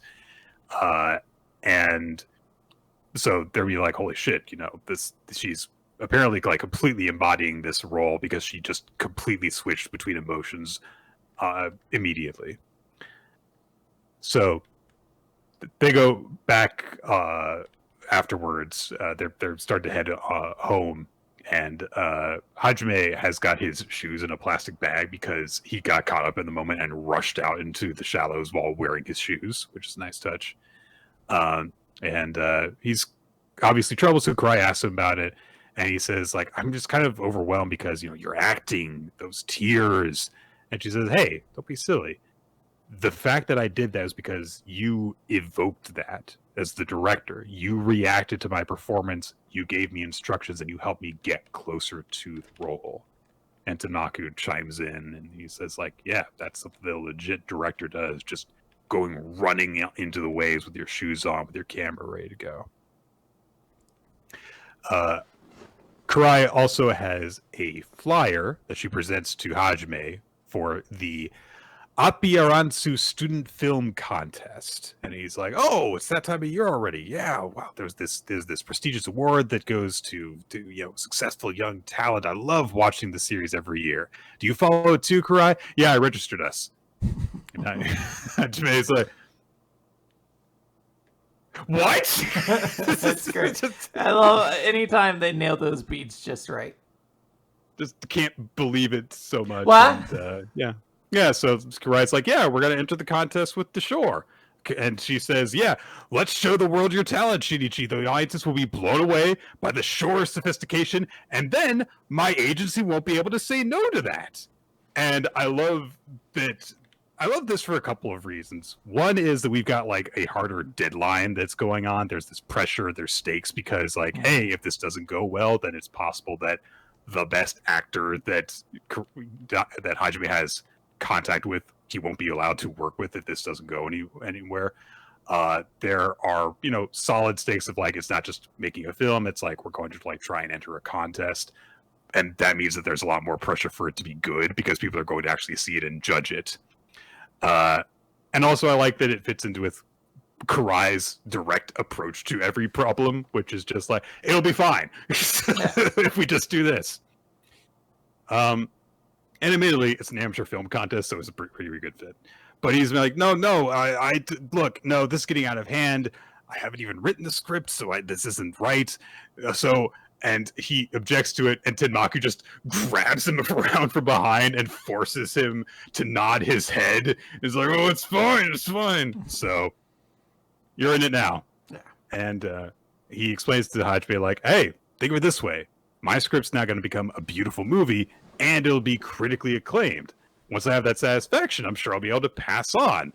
And Hajime's like, I absolutely do not believe that that's what's going to happen. He's like, all right, fine, we'll do it. So maybe it'll work. And he's actually just like yells at Tenmaku, get ready to kiss this world goodbye. And Karai's like, yeah, the movie will be so good, people will leave the mortal plane. That's the spirit. Just meeting his energy. Yeah, that's a great attitude. Just really mean it. Like, I don't understand, but yeah. Yeah. So they head back home, and Hajime, starts to get excited about the idea because, like, yeah. And the next time we come back, we'll be coming with the whole team, and we'll get to shoot the last scene the way that we imagined it that day. We're going to shoot it. And he actually starts to get, kind of excited about the idea. Mm-hmm. And we cut to several days later as the entire team is going out to try and shoot this movie. And Hajime's like leading the charge with people. They've got sound equipment and stuff. And they're like, oh, shit, let's get matching staff T-shirts and stuff. And Hajime's like, focus! Everyone focus!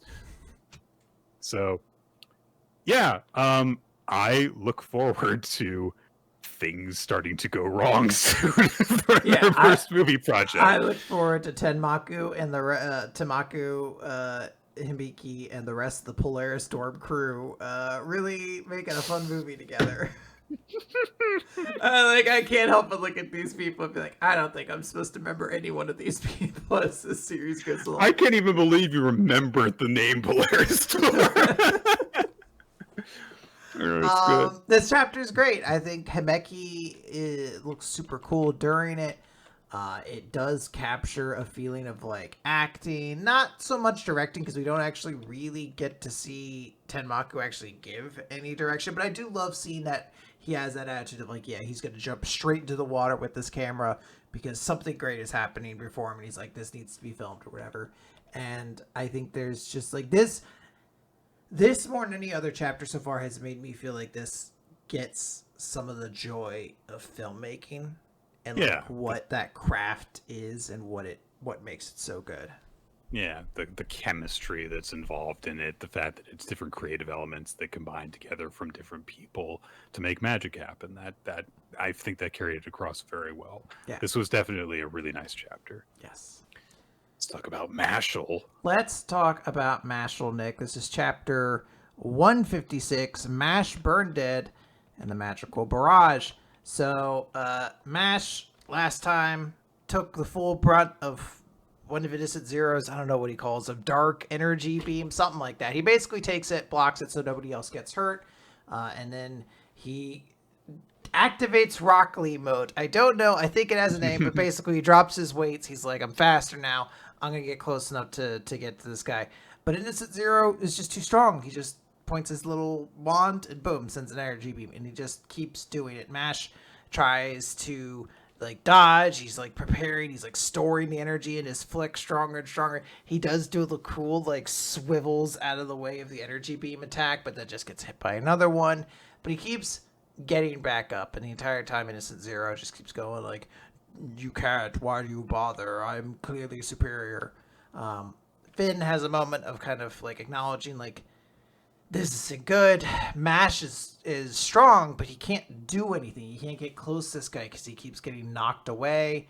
Like it's not gonna work. And the rest of us are spent. Like this is a guy who can shoot these things at will and he can control time. There's just nothing we can do. This is the end. And we see Mash still storing up his flick, gets blasted away, still stands up. We get a little taunt from Innocent Zero by being like, you dare try again? A mere flick is not enough to overcome my magic. And we see Mash is like preparing it, and he starts flashing through all of his friends. He sees his dad. He sees the different wands, Amelia Duel. He sees his friends, and I was a little sad. I was like, oh, we don't get to see like Margaret and all them, but we'll get to that. Nope, they're not here, Quinn. Yeah, they're just not in the flashback. Nope. And he's about to send his big thing, and Mash just says, I just have to get close. Amelia Duel watching, and she's like, yeah, he's clearly holding this all together for just like one attack, but this big beam's coming. And it's like, no, he's not going to make it. He's going to get hit by this attack. But suddenly, the beam just completely diverts. Like 180, or not 180, I guess, 90-degree turns. And we see Innocent Zero's arm is like being held out to the side, and he's shaking. He's like, my arm moved on its own. Crack! He didn't say it, but I wanted to be like, it broke on its own, too. His arm is broken. He's like, who could do this? And we just hear somebody say, I understand. You need help reaching him? Then allow us to assist you, Mash Burn Dead. And who should arrive, Nick? But Lord Abel, Abyss Ranger, Margaret Macaron, Carpaccio Liu Yang, and Levis Rose Quartzen. All of Mash's former antagonists are here to help him reach Innocent Zero. It's a nice moment. This is so fucking hype. I got so excited. It's been a while since we've seen a lot of these people in action, and it's nice that they get to have a big appearance for the big climactic battle. So it did feel like, I felt like at some point we were definitely gonna see Carpaccio Liu Yang do something, but I was like, it's weird that like it is they're like Lord Abel, Abyss Razor, and Margaret aren't doing anything when they were already established to be kind of allies to Mash. Yeah. So we're gonna see. Yeah, so let's see what they do next time, I guess. Guys, let's do the Elusive Samurai. It's chapter 110, History. 1335, Tokiyuki and company are forced to flee, where Yorishige sacrificed himself so that everyone will, fucking, be able to get away.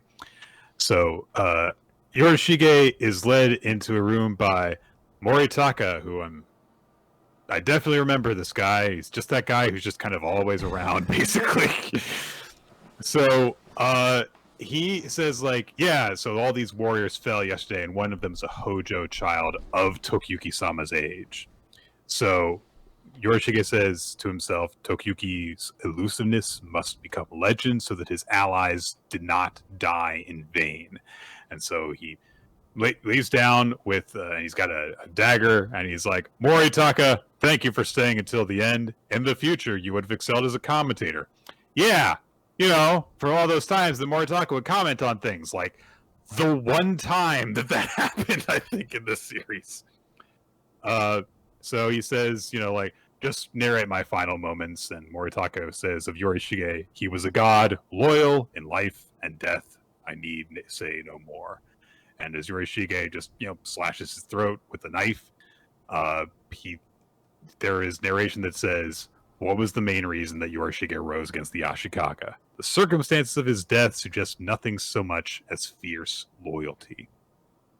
And so the Takauji and his forces come across this, temple where all these soldiers are laying dead. Their skin has been removed from the face. Lovely. So they can't be identified.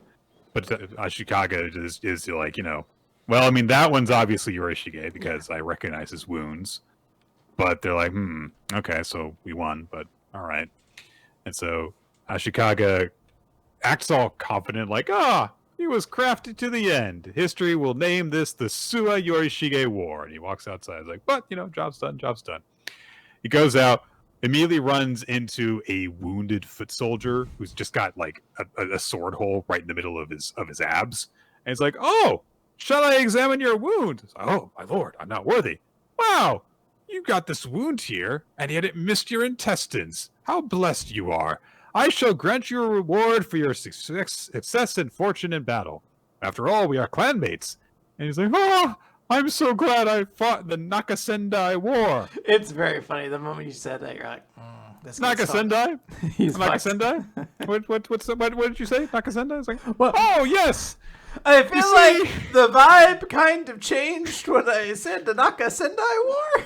I don't know if I should explain what I mean. So, no. You know what? I don't need a reward. I'm just gonna get on out of here. You really? No, you're gonna fucking stay right here. What do you mean, Nakasendai? Nakasendai? What do you mean, Nakasendai? I don't want to. I really would like to go home.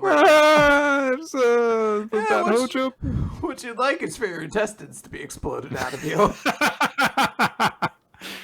So he's Nakasendai. There's soldiers who call the Hojo boy like Nakasendai because they're like, oh wow, the rescue he did was awe inspiring. No wonder Suamyojin followed him and stuff. What's his name? And so they're like, oh, we need to give him an impactful name. So he's like, well, he was the heir to the previous ruler, but not the current ruler. So he's Nakasendai, the ruler in between. And so they call him Nakasendai, and they call this the Nakasendai. Oh. My lord? Wait, what you doing there? Why are you sticking your... Why are you doing this? Why are you putting your fingers in my wound? That's where my intestines are. Oh, there are my intestines right there! Oh, they're everywhere!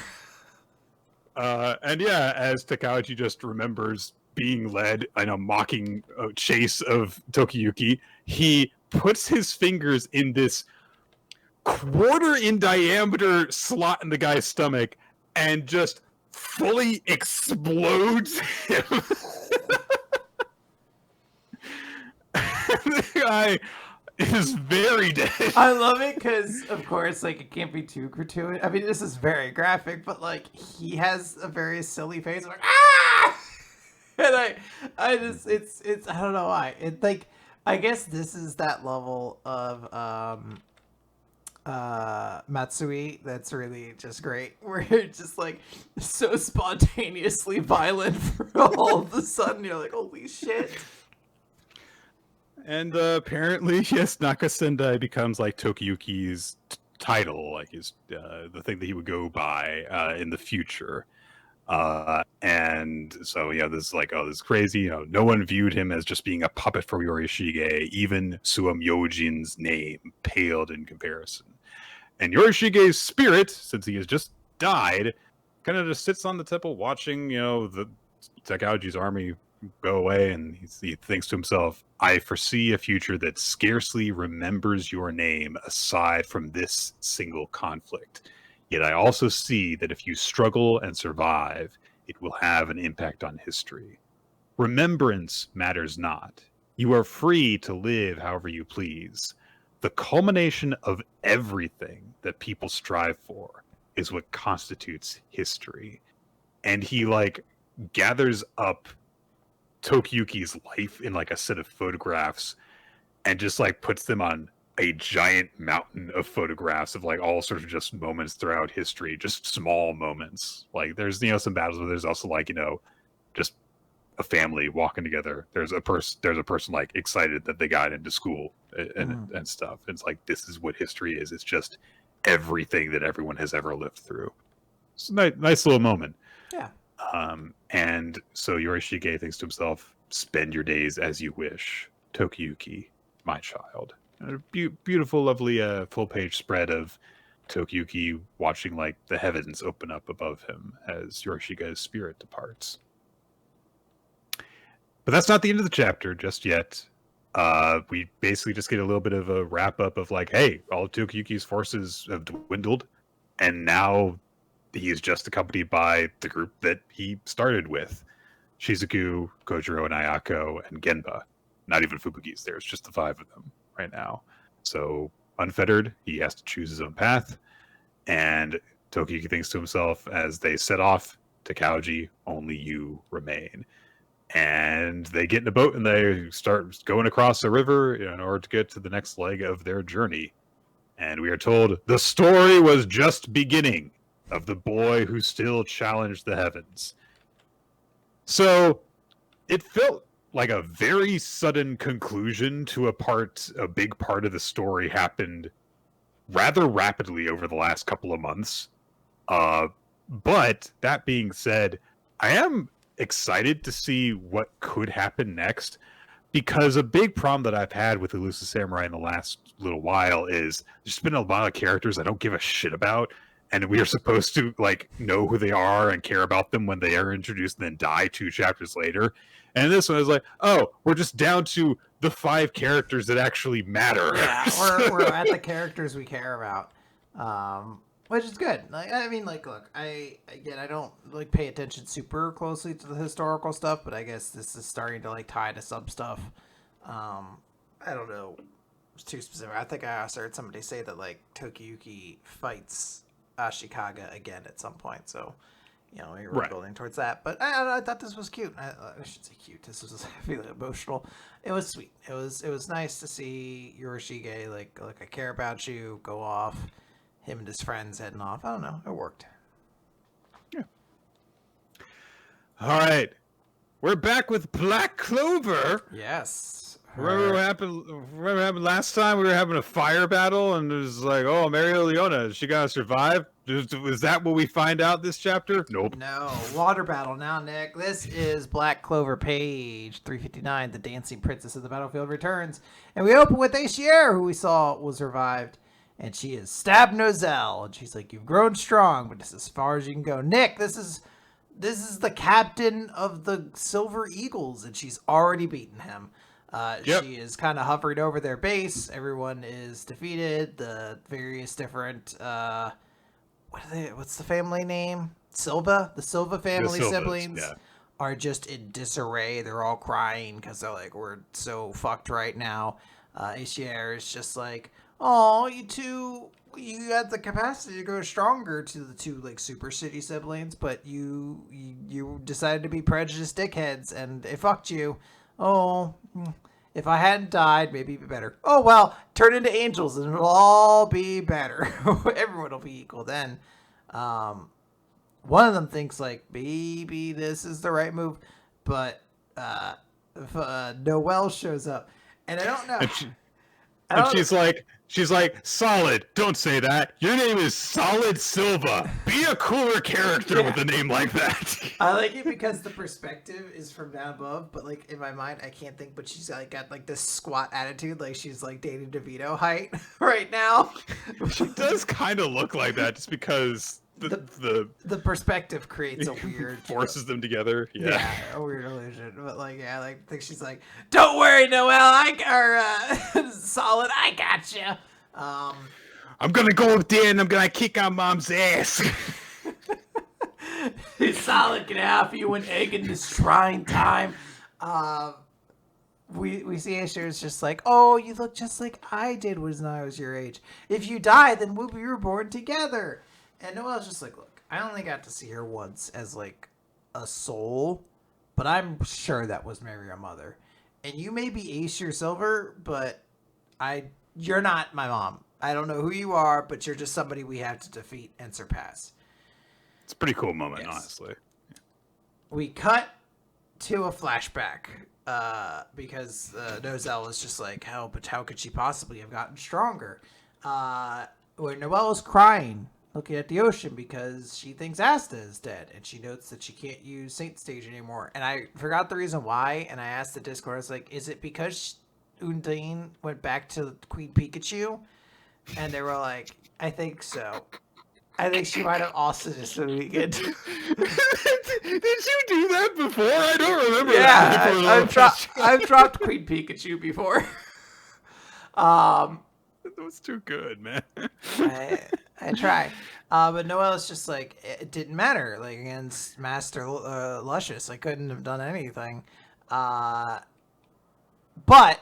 Asta would not give up. I'm not going to give up. I know Asta's alive. I'm going to get stronger, protect this kingdom. And it's honestly a way better moment than when all the Black Bulls were like, Asta's definitely alive, without having a moment to like at least be sad about it. Yeah. I wish it had been a little bit longer that we dwelled in it, or if it had been a bit at the end of a chapter or whatever. But anyways, it's very amusing because who should show up, Nick, but Kahono from the Underwater City arc. Remember? Yep. Yeah, I do actually remember her. Yeah, very vaguely. And she's like, hey, we're having a problem. The sea god has come to life, the sea dragon, and I'll let you hear it from them. And the sea dragon's like, must rage, need strong partner. And they're like, yeah, he needs a mage with outstanding water magic who can unite with mana just like a spirit. And we cut over to Noelle, who's like, yep, let's go, Leviathan. And he's like a cute little guy right now. It's honestly really funny. Yeah. And it's Leviathan, and she's just like, I'm gonna get murdered. Yeah, I just like because he's like, all right, girl. What I find very funny is Kahono and the other one whose name I don't remember are also here. The one who dances, right? Yeah. They're like, don't worry, Noelle, we're right here with you. And you're like, this is not your fight, gang. Like, I understand the whole world needs to be involved at this point, but like, this ain't your battle here right now. You're gonna get eviscerated.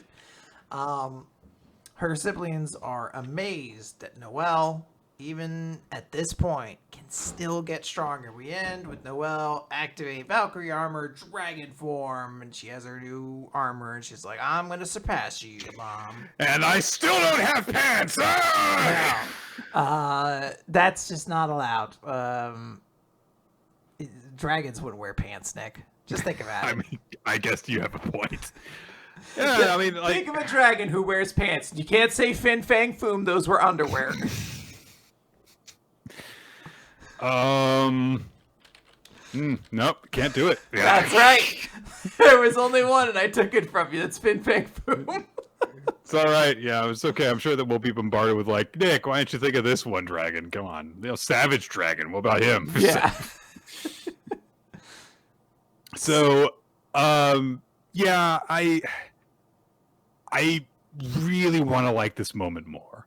I feel like this is like, hey, this is a really cool moment for Noelle. You know, it's this big like moment that she gets to shine where she demonstrates like, you know, in the face of, you know, the corrupted form of their mother, the previous head of the family, she basically rises up and is like, you're not my real mom and we're going to beat you. And it's like, yeah, she is, you know, like that thing that their family aspires to be now. It feels like she has fully, you know, stepped into that void that was left by their mother's death, it feels like. I also like the idea of like, hey, she got a cool dragon armor thing. Dragon armor is cool, just in general. This whole thing where she meets with Leviathan and just gets its power is just thrown away in order to do this. Very quickly. It felt like this is something that would have been cool to get like a huge section. Like I understand the way you're trying to set it up is like, okay, we want the fight and then the reveal that she has something, which I get, but like I do wish we had gotten a little bit more time than just like I walked down and I talked to the sea dragon god and he was like, I think you're cool, let's fight together, and that's it. Yeah, like don't get me wrong, I'm all for Noelle capturing Trishula of the ice barrier and getting its power, but it's just such a small thing that happens in the span of, I kid you not, 2 pages. So I would have liked to have seen more of that, and for Noelle to get more like in-depth focus, not just like, oh, she got a cool power. So yes. There we go, though. We'll see how this turns out for her soon enough, I'm sure. Yes. And let's cap things off with One Piece now. Chapter 1084, The Attempted Murder of a Celestial Dragon. So, we're getting a continuation of the flashback from Sabo's perspective as to what went down during the Marijoa. And we see that after, he was dealing with some guards, Bonnie came across him. And he was like, what? Jewelry? Bonnie? What? And she was like, hey, forget all that. Introduction, all that, whatever. I think we're after the same thing. So they start running off together. And she kind of like gives him her backstory off screen. So they just get to the point of Sabo like, oh, I guess I had heard that Kuma had a daughter. And Bonnie's like, yeah, and I've been following what you guys have been up to in the news. So I trust you guys. Take my father to safety. And so Sabo, pass like a message to the others through one of Karasu's soot crow things, gives him some keys and says like, hey, get these to Morley and the others. Tell them that once Kuma and the slaves are out of their chains, they've got to get to headquarters. The mission's over. I've got some business I need to take care of.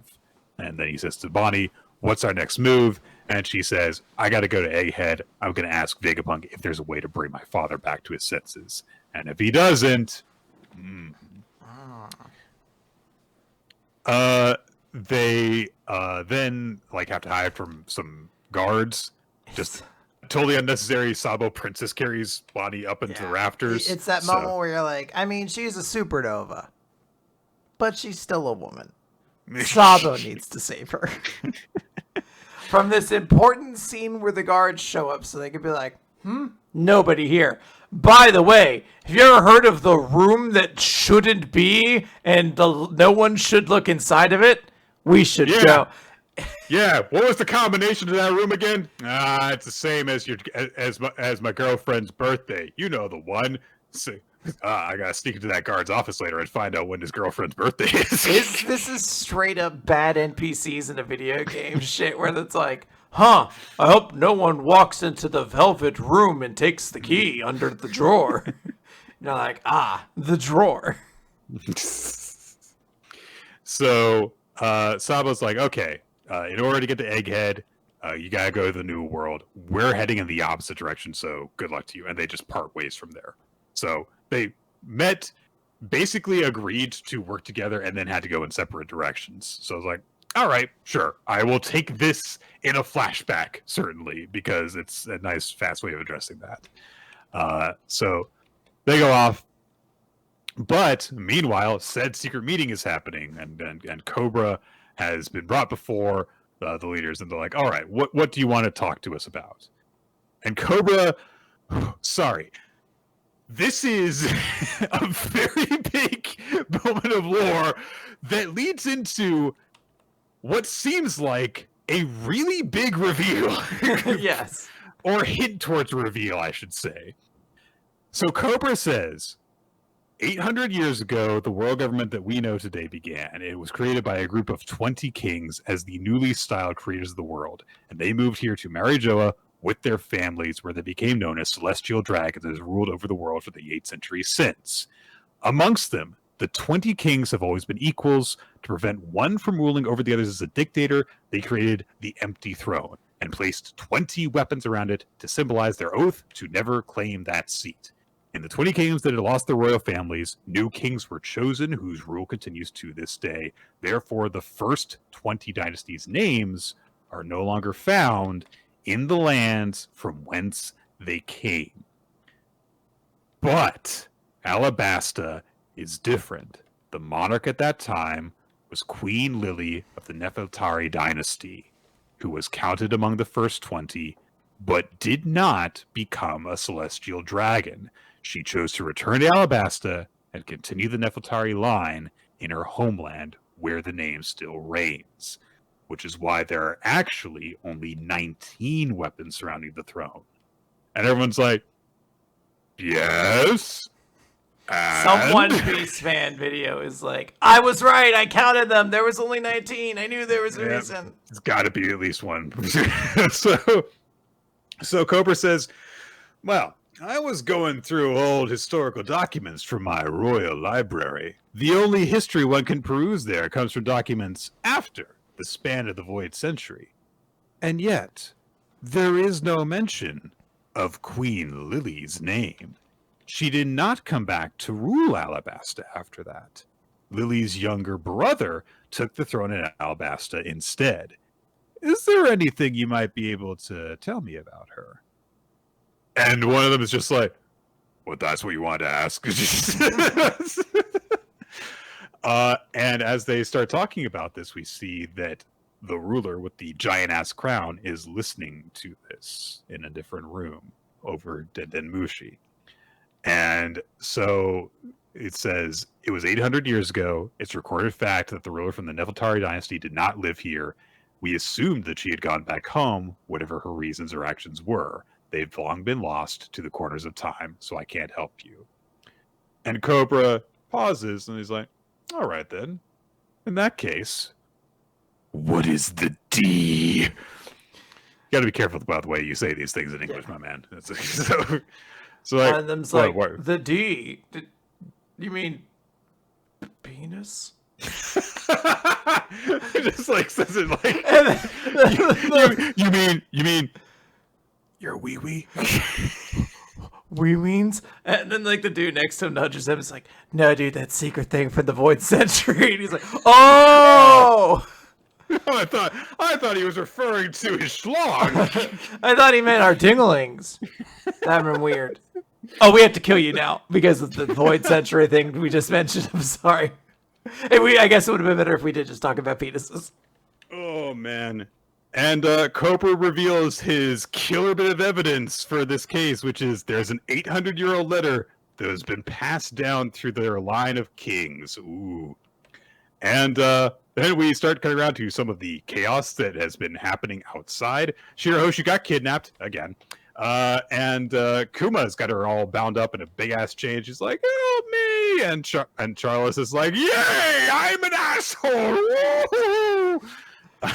Pretty much. I mean, he can just say that. He doesn't need to have any like self-awareness. He can't just be like, I'm a bastard. And hey, her brothers show up to save her. Yeah! Oh, and, right, they're fighting Kuma. This is gonna go well. Yeah, they try and fight Kuma. Charlton commands him to stop it. Then I'm sorry, this is just such a randomly satisfying moment that happens.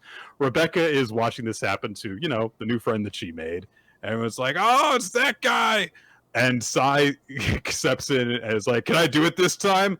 And Yozgard, the celestial one dragon, good celestial the dagger. one good one, is just like, yeah, go ahead and do it. I'll take responsibility for the outcome. But not you, Fukaboshi. Royalty stay back. And he literally gets in the way of Fukaboshi so that he can't attack. And he's like, what the hell? I'm fighting. What are you doing? Why are you trying to stop it when our own sister is like, no. They can just run away. They've got no nation to support. They're pirates. And Sai fucking somersaults into the air and Goomba stomps Charlotte and just completely accordions his whole body. It's so satisfying. Also, Leo does it too. So yeah, that happens, and they're like, "Holy shit, he is definitely dead! You just killed him." He's like, "He's fine. He's been killed too comedically for him to actually be dead." So they're like, "Shit, the admirals are gonna fuck you guys up." Kuma starts to get an attack ready, but Morley just freaking wraps him up from behind, lifts him up into the air, and stops him. It's like, "Oh, come home!" She tries to stop him. Karasu starts to deliver the message about stuff, and have the keys and everything. Chaos has erupted, and then we fade away from that whole scene back to the throne room, where the tall crowned figure, just without saying anything, ascends the steps to the throne and sits down. And they're like, "Oh, great, Emu! King Cobra is still present!" And Cobra is shocked. And the figure of Emu just says, "Lily," and sits on the throne. And that's the end of our chapter. So, okay, well, yeah, it's the first, it's a lot of stuff happening there, but it does explain, I guess, why Cobra probably dies. It's like, yeah. You walked into the room you shouldn't have, but I hope it went okay for you. Fun chapter. There's some stuff towards the start that I was like, okay, this wasn't the cleanest of executions, but, you know, it got better. And it's just a lot of exposition. Yeah, at least the whole thing of like, oh, there's this throne that nobody's supposed to sit on. Oh, here's someone who's sitting on it, and they might be like the big bad. It's like, oh, here's a hint of who they might be. Nice. Yeah, that is it for manga this week, everybody. What were your favorites this week, Quinn? Tell me. My favorite this week, my favorite chapter is 100% Blue Box. Blue Box was such a fucking cute chapter. It was so sweet. I thought it was wonderfully done. It was just a great read all the way through. And then my character of the week, I'm going to give to Himeki from Tenmaku Cinema, who this week really kind of showed a lot of range that really like gave that character a big lift for me. It's very funny. I was very nervous going into this chapter. I was like, this is going to be a bunch of cheesecake shots, but I was like, oh, it's cheesecake shots of her soul. Like I get to see the different sides of her personality and not just the different sides of her butt or whatever. So I really, really enjoyed that we got to see a lot from her. This week was stacked. When I first read the chapter, I was like, nothing's beating Mashle this week. But like when I think about it, I was like, fuck, Blue Box was really, really good. I am 100% completely in line with you this week. Wow. Yeah, Blue Box was my chapter of the week by leaps and bounds. I thought it was just so good. I knew from when I first read it, I was like, there is no way that anything's going to top this. And yeah, I was right. And character of the week, yeah, same for me. Like I said, I really do want to like the thing that happened with Noelle, and she's probably the only other one that I would really give attention to in terms of a standout moment as a character, but it just didn't quite hit for me. Whereas with Himeki, it's like, hey, this was a really nice thing, and it was really nice to see her actual acting range finally demonstrated, and for it to be actually quite captivating because it's just so surprising how immediately she transforms from how she is. So there's a very effective visual storytelling that happens in this chapter that centers on her facial expressions and her actions and stuff. So good stuff. The audience, by the way, picked Elusive Samurai as their chapter of the week and Noelle from Black Clover as the character of the week. Nice. So a lot of different picks all around. I guess not between us. We picked the exact same things, but between us and the audience. Right. Guys, thank you all for joining us for Weekly Manga Recap. We will be back with more next week. It's Wednesday evening starting around 7:30 to 8 Eastern Time. If you want to give us a follow, we will let you know exactly when the show goes live by following us on social media, joining us on our Discord server, which you can find in a link wherever this has been posted. And hey, if you join us on Discord, then you'll get to participate in fun discussions, such as why the list of the top 10 My Hero Academia couples that I found on randomly in my phone's internet browser recommendations, it was such bullshit. Why the hell were like the 7th and 12th most important characters in class 1B one of the 10 most popular ships according to this one person? So what I really enjoy is Arcus in our Discord. One of his primary defining characteristics is randomly searches through comic book reader to find annoying lists, and I was like, Nick's infringing on some territory here by really nailing down a bad comicbookreader.com list. I didn't do it on purpose. No, you did a good job. Just randomly came across it. We need to see this. These are gifts for all of us. So if you want to like have conversations like that, join us on our Discord server. We also chat whenever the chapters drop each week. There are discussions that are held by our community about those as well, and also you can talk about the recommendations that we're working on. And all that can be found over there. You can also use it to find the Google Doc, which is where we take recommendations. There's also tracking all of the statistics associated with the show, like when we give MVP and favorite series to something. All that is recorded there by Ninja X3i. Thank you. We would never remember any of this stuff otherwise. We also want to thank people who support us on Patreon, patreon.com/weekly manga recap, where there is bonus content for you guys to enjoy if you would like to partake in that and support us a little bit financially as well.